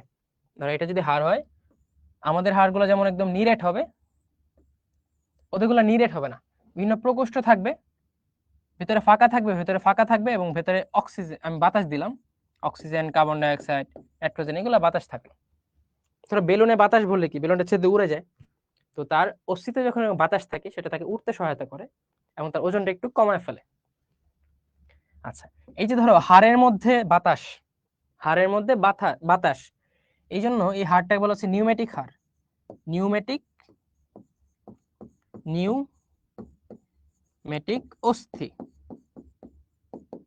ঠিক আছে? ওদের হাড়ের মধ্যে বাতাস আছে, এই জন্য বলে নিউমেটিক হাড় বা নিউমেটিক অস্থি। এই যে দেখো, অস্থি হচ্ছে বায়ুপূর্ণ, বায়ুপূর্ণ থাকা মানে হালকা হয়ে যাও। এখন খেয়াল করো, উভচর, র্যাপটাইল সবাই ছিল এক্টোথার্মিক, অর্থাৎ বাহিরের তাপমাত্রা তার বডির তাপমাত্রাকে ইম্প্যাক্ট করতো। কিন্তু পাখি দেখো, পাখি শীতকালে লুকায় যায়? লুকায় যায় না, শীতকালেও থাকে তারা। অর্থাৎ তাদের ভেতরে যে তাপমাত্রা, এটা নিয়ন্ত্রণ করার ব্যবস্থা তাদের ভেতরে আছে। বাহিরের তাপমাত্রা যাই হোক, এই জন্য তাদের অভ্যন্তরীণ, খেয়াল করবো অভ্যন্তরীণ, আমি বাহ্যিক বলি নাই, আমি স্কিন বলি নাই, তাদের অভ্যন্তরীণ তাপমাত্রা সবসময় তারা একটা নির্দিষ্ট মাত্রায় বজায় রাখতে পারে।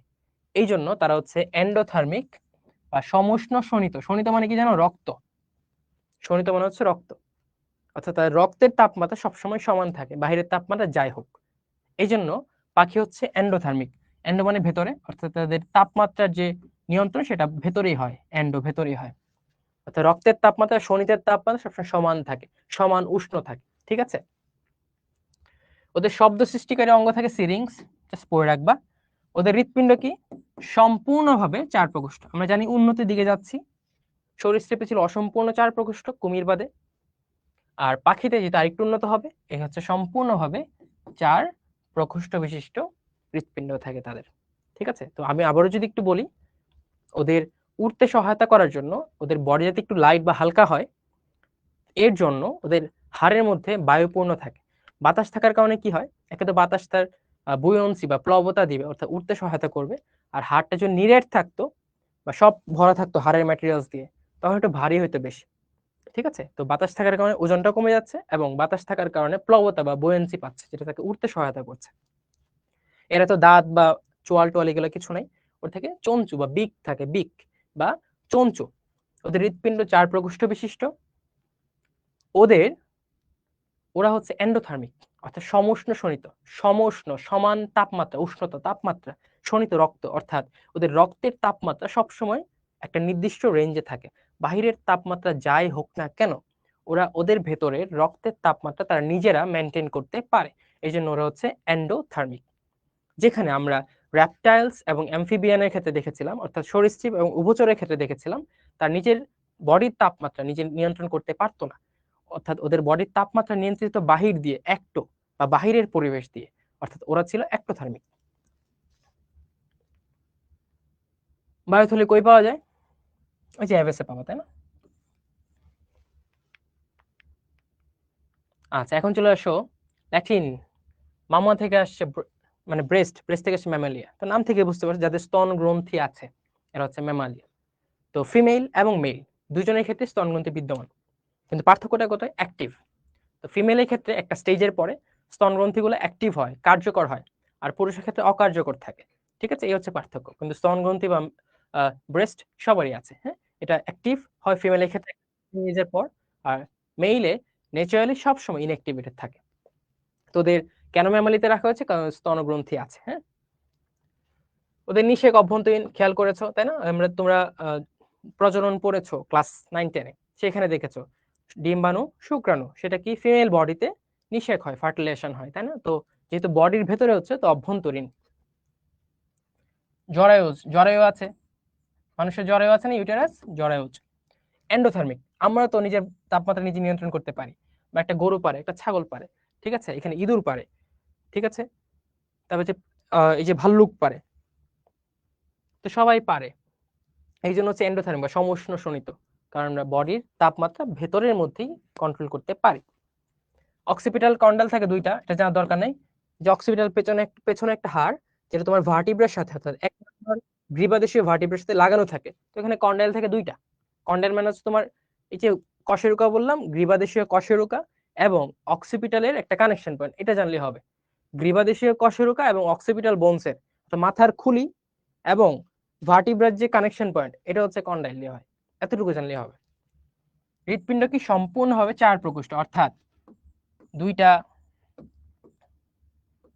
এই যে রাইট লেফট, রাইট লেফট, ডান অলিন্দ ডান নিলয়, বাম অলিন্দ বাম নিলয়, এই চারটা প্রকোষ্ঠ দিয়ে তোমার হৃৎপিণ্ডটা তৈরি হয়।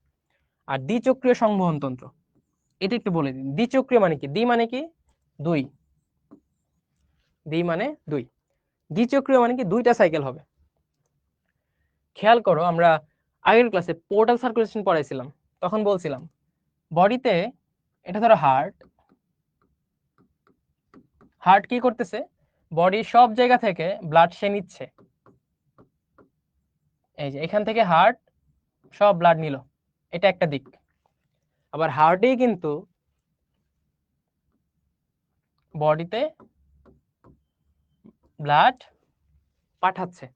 দুইটা সাইকেল, একটা সাইকেল হইলো, যাচ্ছে আসতেছে। আরেকটা সাইকেল কি জিনিস দেখো, হার্ট থেকে ফুসফুসে রক্ত যাচ্ছে, আবার ফুসফুস থেকে হার্টেও রক্ত আসছে। হার্ট থেকে ফুসফুসে যে রক্তটা যাচ্ছে সেটা হচ্ছে কার্বন ডাইঅক্সাইড যুক্ত, আবার ফুসফুস থেকে আমরা যে শ্বাস নিই, অক্সিজেন নেই, ওইখান থেকে ওই কার্বন ডাইঅক্সাইড যেহেতু ক্ষতিকর, রক্তটা কি করে? কার্বন ডাইঅক্সাইড এক্সচেঞ্জ করে ফেলে, কার সাথে? অক্সিজেনের সাথে। তো এই অক্সিজেন সমৃদ্ধ রক্তটা আবার হার্টে আসছে। দেন এই অক্সিজেন সমৃদ্ধ রক্তটা হার্ট আমাদের ভালো রক্ত দরকার বিভিন্ন কোষে, এই বিভিন্ন বডির বিভিন্ন কোষে পাঠিয়ে দিচ্ছে। বডিতে কাজ করার ফলে শ্বসন হচ্ছে, শ্বসনে কি উৎপন্ন হয় স্টুডেন্ট? তোমরা জানো কার্বন ডাইঅক্সাইড উৎপন্ন হয়। ওই কার্বন ডাইঅক্সাইড রক্তগুলো আবার হচ্ছে আমার এক্সচেঞ্জ করতে হবে, পিউরিফাই করতে হবে, শোধন করতে হবে, ওইগুলো আবার বডি থেকে হার্টে চলে যায়। এই যে দেখো সাইকেল ওয়েতে চলতেছে, দুইটা সাইকেল একসাথে চলতেছে, এটাকে বলা হচ্ছে দ্বি সংবহন বা দ্বিচক্রীয় সংবহন। ঠিক আছে, দ্বিচক্রীয় সংবহন, দুইটা সাইকেল, দুইটা চক্র চলছে, বডি থেকে হার্টে যাচ্ছে, হার্ট থেকে বডিতে যাচ্ছে, আবার হার্ট থেকে ফুসফুসে যাচ্ছে, ফুসফুস থেকে হার্টে আসছে। দুইটা সাইকেল চলছে, দুইটা রাস্তায় চলাচল চলছে চক্রাকারে, এটা হচ্ছে দ্বিচক্রীয় সংবহন তন্ত্র। একটু কমেন্টটা অন করেন। তো আমি কমেন্ট অন করছি। আর তোমাদের যে কমেন্ট নিয়ন্ত্রণ করার টেন্ডেন্সি, এটা থাকতে হবে। আর একজন আমাকে জিজ্ঞেস করছিল বারবার, ভাই আপনি এনডিসিএন কিনা? হ্যাঁ, আমি নটরডেম কলেজে পড়েছি, আমি নটরডেম কলেজ 16 ব্যাচ।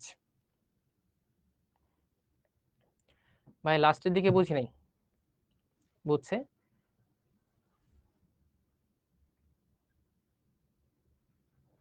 হ্যাঁ, ব্যাং পানির নিচেও থাকতে পারে, কারণ ব্যাং উভচর। অক্সিপিট কন্ডাল তো বললাম তোমাকে, অক্সিপিটাল এবং তোমার যে গ্রীবাদেশীয় কশেরুকা, প্রথম কশেরুকা, এদের যে সংযোগ পয়েন্ট, এটা হচ্ছে কন্ডাইল দিয়ে হয়। ঠিক আছে, সিস্টেমিক মানে কি? সিস্টেম মানে কি বলতো? প্রক্রিয়া। সিস্টেম মানে প্রক্রিয়া। বডির নর্মাল যে সার্কুলেশন, হার্ট থেকে বডি, বডি থেকে হার্ট, হৃৎপিণ্ড থেকে শরীরের অন্যান্য অঙ্গ, শরীরের অন্যান্য অঙ্গ থেকে হৃৎপিণ্ড, এটা হচ্ছে সিস্টেমিক, এটা নর্মাল।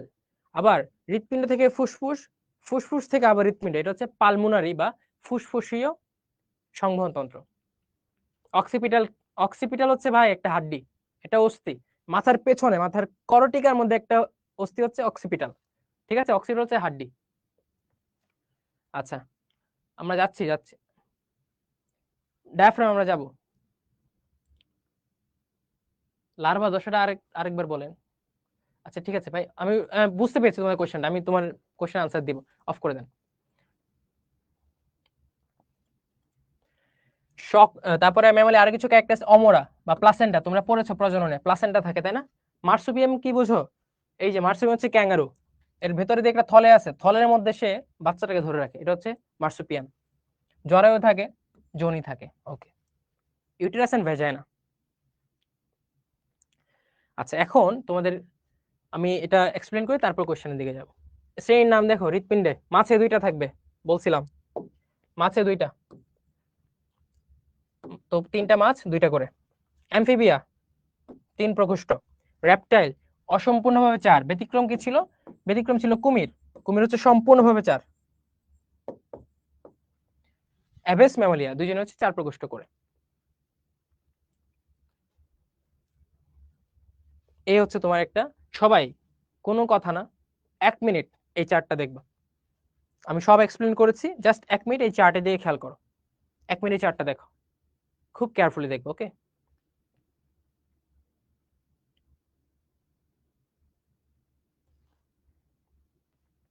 আমি তোমাদের একটু সময় বেশি নিচ্ছি।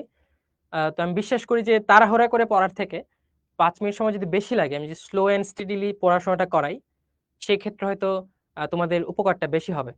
আমি যেগুলো খুব আস্তে করে খুব স্লোলি বলার ট্রাই করি, যাতে তোমাদের ব্রেইনটা খুব প্রসেস করতে পারে, এবং একটু এক্সপ্লেনেশন করে বলার ট্রাই করি। ঠিক আছে, তো এই জন্য একটু সময় বেশি নিলাম তোমাদের, I am sorry for that, but please give me extra 5 minutes. এটা দেখো,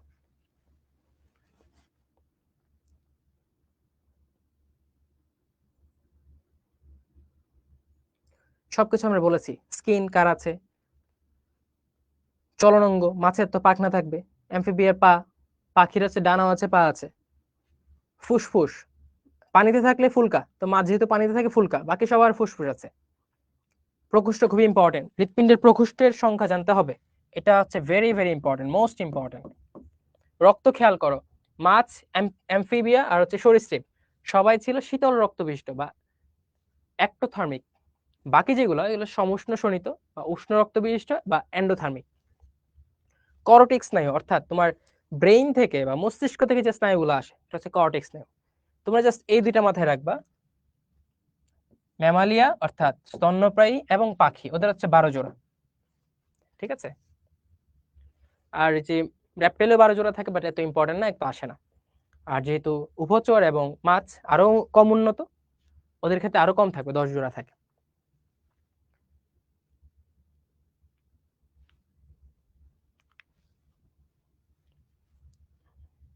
নিষেক, মাছ বাহিরে ডিম পারে, বাহিরে নিষেক হয়।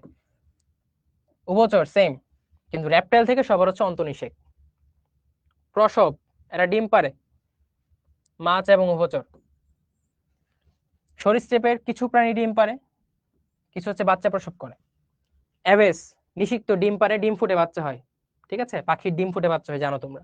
ম্যামালিয়ার ক্ষেত্রে কি হয়, ওরা নর্মালি বাচ্চা প্রসব করে, কিন্তু একটা ব্যতিক্রম আছে, প্লাটিপাস বা কি বলে হংসচঞ্চু, ওরা কি করে, নিষিক্ত ডিম প্রডিউস করে, ওই নিষিক্ত ডিম থেকে হচ্ছে পরে তোমার বাচ্চা হয়।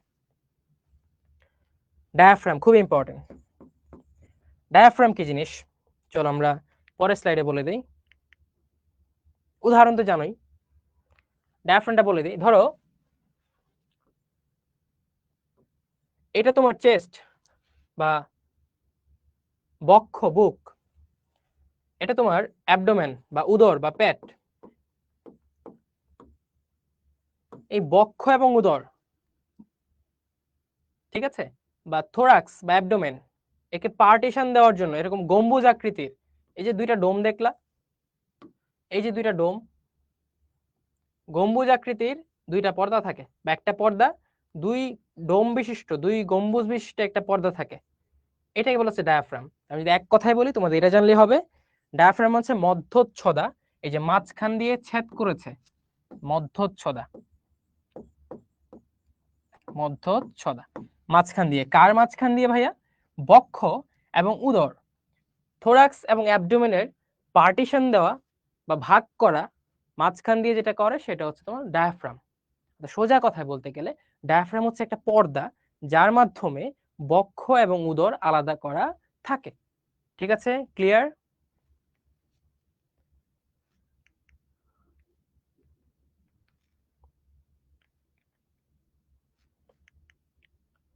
এগুলো সব তোমাদের আগের রিভিশন। প্লাটিহেলমিনথে শিখা কোষ থাকে, রেচনাঙ্গ ইম্পর্টেন্ট গুলা। এনলিটাতে কি ছিল? নেফ্রিডিয়া। আর্থ্রোপোডে ছিল মালপিজিয়ান নালিকা। ঠিক আছে, এগুলো সব তোমরা পারো। দেখো, আমি বলেছিলাম মনে আছে যে একটা ছিল মালপিজিয়ান নালিকা আর্থ্রোপোডা, কিন্তু মানুষে থাকে মালপিজিয়ান বডি। এই দেখো মালপিজিয়ান বডি।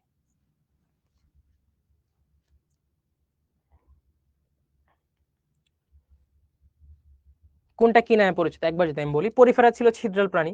নিডারিয়াকে বলা হয়তো সমুদ্রের ফুল বা রেইন ফরেস্ট, তোমরা আগের ক্লাসে পড়েছো। প্লাটিহেলমিনথেস ফ্ল্যাট চ্যাপ্টা কৃমি। নেমাটোডা নলাকার, আমি বলেছিলাম টিউব উইদিন টিউব। আর মলাস্কা ছিল কম্বোজ প্রাণী। এনলিডা কি? অঙ্গরিমাল, ফিঙ্গারের মতো দেখা যায়। আর্থ্রোপোডা কি? আর্থ্রোস, সন্ধিপদ, এগুলো আমি পড়িয়েছি। মলাস্কা একাইনোডামাটা, একাইনোস, কাটা থাকে। কন্টকতক প্রাণী। কর্ডাটাকে কি বলা হয়? মেরুদণ্ডী প্রাণী। ইউরোকর্ডাটা সাগর ফোয়ারা। সেফালোকর্ডাটা ল্যান্সিওলেট বলেছিলাম, বা ভল্লাকার বলেছিলাম, বা বল্লমাকার বলেছিলাম। মিক্সিনি আমরা আজকে পড়লাম হ্যাগফিশ। ভার্টিব্রা আজকে পড়লাম ক্র্যানিয়াটা। সেফালোস্পিডোমরফি বা প্যাট্রোমাইজন্টিরা, সেটা আমরা আজকে পড়লাম ল্যাম্প্রে, কি বলা হয়? ল্যাম্প্রে। অ্যাক্টিনোপ্টেরিজি রশ্মিময়, রেফিন্ড। সার্কোপ্টেজি টোবলার মতো অনেক মোটাসোটা হয়, তো হচ্ছে পিন্ডাকার। প্রোটোকর্ডাটা, যেটা ইউরো কর্ডাটা, আর হচ্ছে তোমার সেফালোকর্ডাটা, অর্থাৎ আদি কর্ডাটা। এই যে লার্ভার নাম, যাদের লার্ভা নিয়ে সমস্যা, এই চার্টে আমরা সবগুলো লার্ভার নাম দিয়ে দিয়েছি। তুমি আস্তে আস্তে এগুলো নাম পড়বে, বাট সবগুলো তো মুখস্থ টাফ। তাহলে ভাইয়া আমি বলে দিই কোনগুলো সবচেয়ে ইম্পর্টেন্ট, কম্পিটিটিভ এক্সাম গুলোতে আসে, সেগুলো একটু পড়বা। তুমি অ্যামফিব্লাস্টুলা,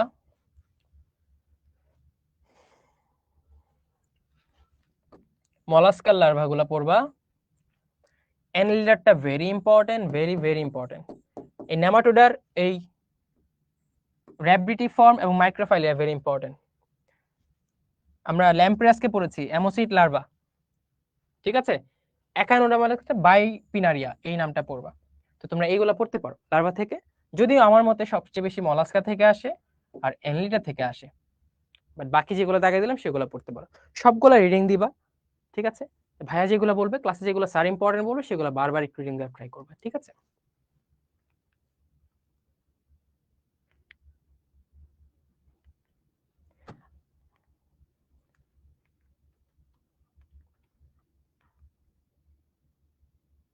আচ্ছা ভাই একটা পোল করেন তো।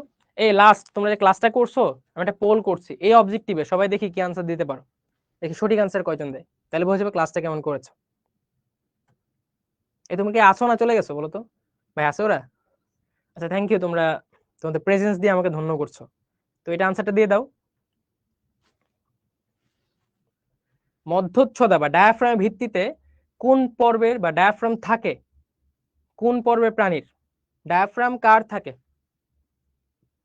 এটা পর্ব হবে না, এটা শ্রেণী হবে। হ্যাঁ, ক্লাস না, শ্রেণী হবে। দেখি আনসার দাও ভাই, লিডার বোর্ডটা দেখেন আমাকে। হ্যাঁ,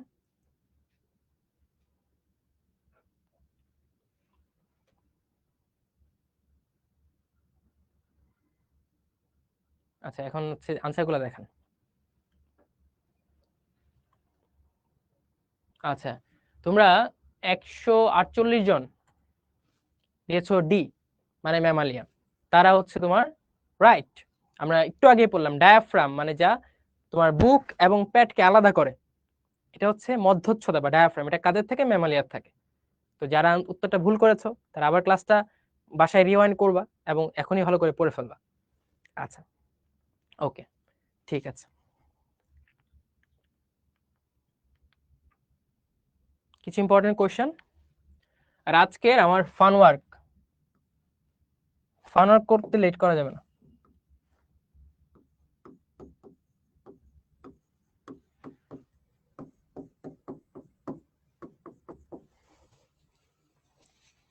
তো এটা হচ্ছে তোমাদের আজকের ফান ওয়ার্ক। এটা কিন্তু করে আমাকে লিখে পাঠাইতে হবে।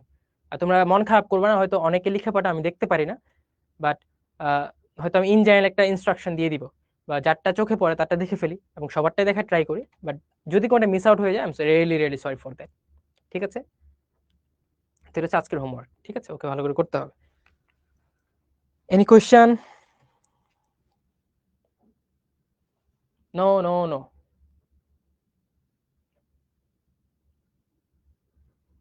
স্যার আপনি যা পড়াচ্ছেন সব তো বইতে নেই, আমাদের স্লাইড তো দিয়ে দিই তোমাদের, তাই না? স্লাইডটাও তুমি পড়তে পারো। টিনয়েড, টিনয়েড হচ্ছে এক ধরনের আইস। ভাইয়া টিনয়েড হচ্ছে এক ধরনের আইস, ঠিক আছে, যেটা তুমি অ্যাক্টিভ টেরিজিতে পাবা।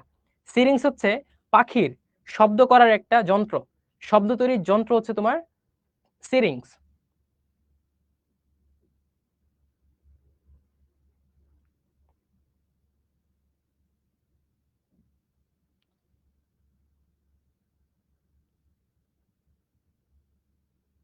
জীবন্ত ফসিল কি? আচ্ছা আচ্ছা ভাই অফ করে দেন। ঠিক আছে, আজকে জন্য আমাদের কোশ্চেন এতটুকুই। তো মোটামুটি সবকিছু তোমরা বুঝেছো, যেটা জীবন্ত ফসিল। জীবন্ত ফসিল মানে হচ্ছে অনেক পুরাতন একটা জিনিস। ধরো এক্স এবং ওয়াই,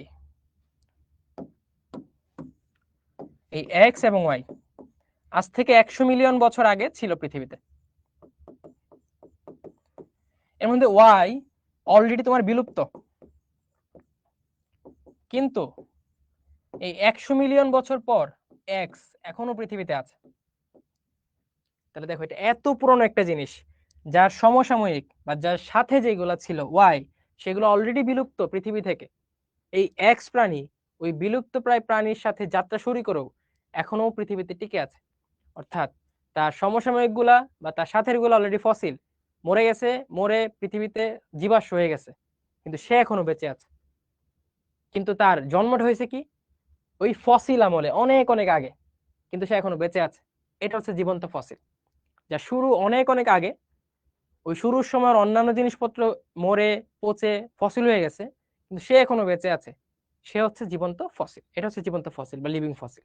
ঠিক আছে, ওকে। তো তোমার হোপফুলি আরেকবার পড়লে বুঝে যাবো, সমস্যা নেই। আচ্ছা, থ্যাংক ইউ এক্সট্রা টাইম দেওয়ার জন্য, ক্লাসটা করার জন্য। আর আমি মাঝে মাঝে তো কঠোরভাবে কথা বলি, তোমরা মন খারাপ করবে না, ভাইয়ের কথাটা শোনার ট্রাই করো। আচ্ছা, তো আমি প্রত্যেক ক্লাসে কিছু ফিলোসফি দিয়ে দিই বা কিছু, কারণ as a teacher I feel যে পড়াশোনার সাথে সাথে তোমাদের কিছু যদি পজিটিভ কিছু আমি ছড়াইতে পারি বা পজিটিভ কিছু স্প্রেড করতে পারি তোমাদের মধ্যে, তখন মনে হয় জিনিসটা বেশি ইফেক্টিভ হয়। তো আজকে আমি আস্তে আস্তে ভাবতেছিলাম যে আমরা যখন কথা বলি, আমাদের কথার ম্যাক্সিমাম পোর্শন থাকে হয় আমরা কারো বিরুদ্ধে অভিযোগ করি, অথবা একটা এক্সকিউজ দাঁড় করাই যেটার কারণে এটা হয় নাই, নিজের দোষটা কোনোদিন স্ট্রেট ফরওয়ার্ড মেনে নিতে পারি না, হয় মিথ্যা বলি, হয় অন্যের সমালোচনা করি যে এই কাজটা করছে এটা খুব বাজে হয়েছে, ইভেন দো ইটস রাইট। এরকম 7 সিনস অফ টকিং, এরকম কয়েকটা জিনিস আছে। এবং আজকে দুইটা আমি দুইটা বলবো। তো দুইটা বলার উদ্দেশ্য হচ্ছে আমাদের নেক্সট ক্লাসে আমাদের দেখা হওয়ার আগ পর্যন্ত তোমরা ট্রাই করবা, তোমরা যখন কথা বলবা, সেটা ফ্যামিলির সাথে হোক ফ্রেন্ডের সাথে হোক, তখন এই দুইটা জিনিস তুমি কতটা অ্যাভয়েড করতে পারো।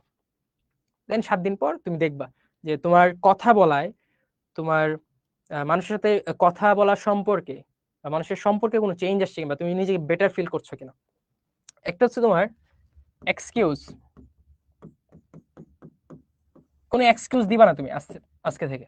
ধরো তোমার একটা ভুল হয়েছে, তুমি হ্যাপিলি, তুমি মানুষ ভুল করতেই পারো, সেই ভুলটা মেনে নিবা, ওকে আই ডিড ইট রং, এবং সেই ভুলটা সংশোধনের জন্য ট্রাই করবা। এই এক্সকিউজ দিবা না তুমি।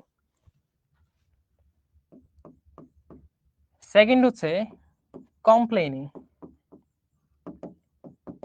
তুমি কমপ্লেন করবা না যে ধরো এটা হয় নাই, আরে ধরো এই কোয়েশ্চেনে তুমি নাম্বার কম পাইছো, আরে স্যার কঠিন কোয়েশ্চেন করছে, স্যার আমার নাম্বার দেয় নাই, ঠিক আছে, বা অন্য যে কোনো ক্ষেত্রে এটা আমার দোষ না, ও করছে, ওর দোষ। এই কমপ্লেন করা থেকে বিরত থাকবা, ঠিক আছে? তো তোমাদের নেক্সট হচ্ছে এই এক্সকিউজ দেওয়া, অজুহাত দেওয়া এবং কমপ্লেন করা, এই দুইটা খারাপ জিনিস আমাদের, যেটা আমরা কথা বলতে ম্যাক্সিমাম এই দুইটাই ইউজ করি। এইগুলা বাদ দিয়ে আমরা কতটুকু কথা বলতে পারি, এবং ওগুলো বাদ দেওয়ার পর আমাদের কথা বলায় আমাদের নেচারে কি কি চেঞ্জ আসে, বা do you feel do you feel any kind of betterness বা বেটারমেন্ট ইন ইউর মাইন্ড, এটা আমাকে জানাবো, ঠিক আছে? তো আমরা পড়াশোনাও করব, আমরা সঠিক মানুষ হব, যেটা আমাদের কথায় আরেকজন উপকার হয়, ঠিক আছে? তো আজকের জন্য এতটুকুই থাকবে। আমরা নেক্সট ক্লাসে এই ক্লাসের পড়াশোনা নিয়ে কথাবার্তা বলবো, যদি কোয়েশ্চেন থাকে।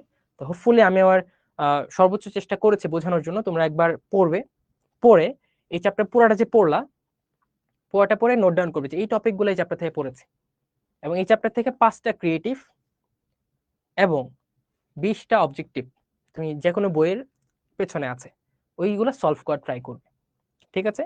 যেখানে আটকে যাবে সেই টপিকটা আবার পড়ে ফেলবে, দেন যদি কোয়েশ্চেন থাকে আমরা তো আছি, ঠিক আছে? নেক্সট ক্লাসে দেখা হবে। তো থ্যাংক ইউ, বাই, আসসালামু আলাইকুম।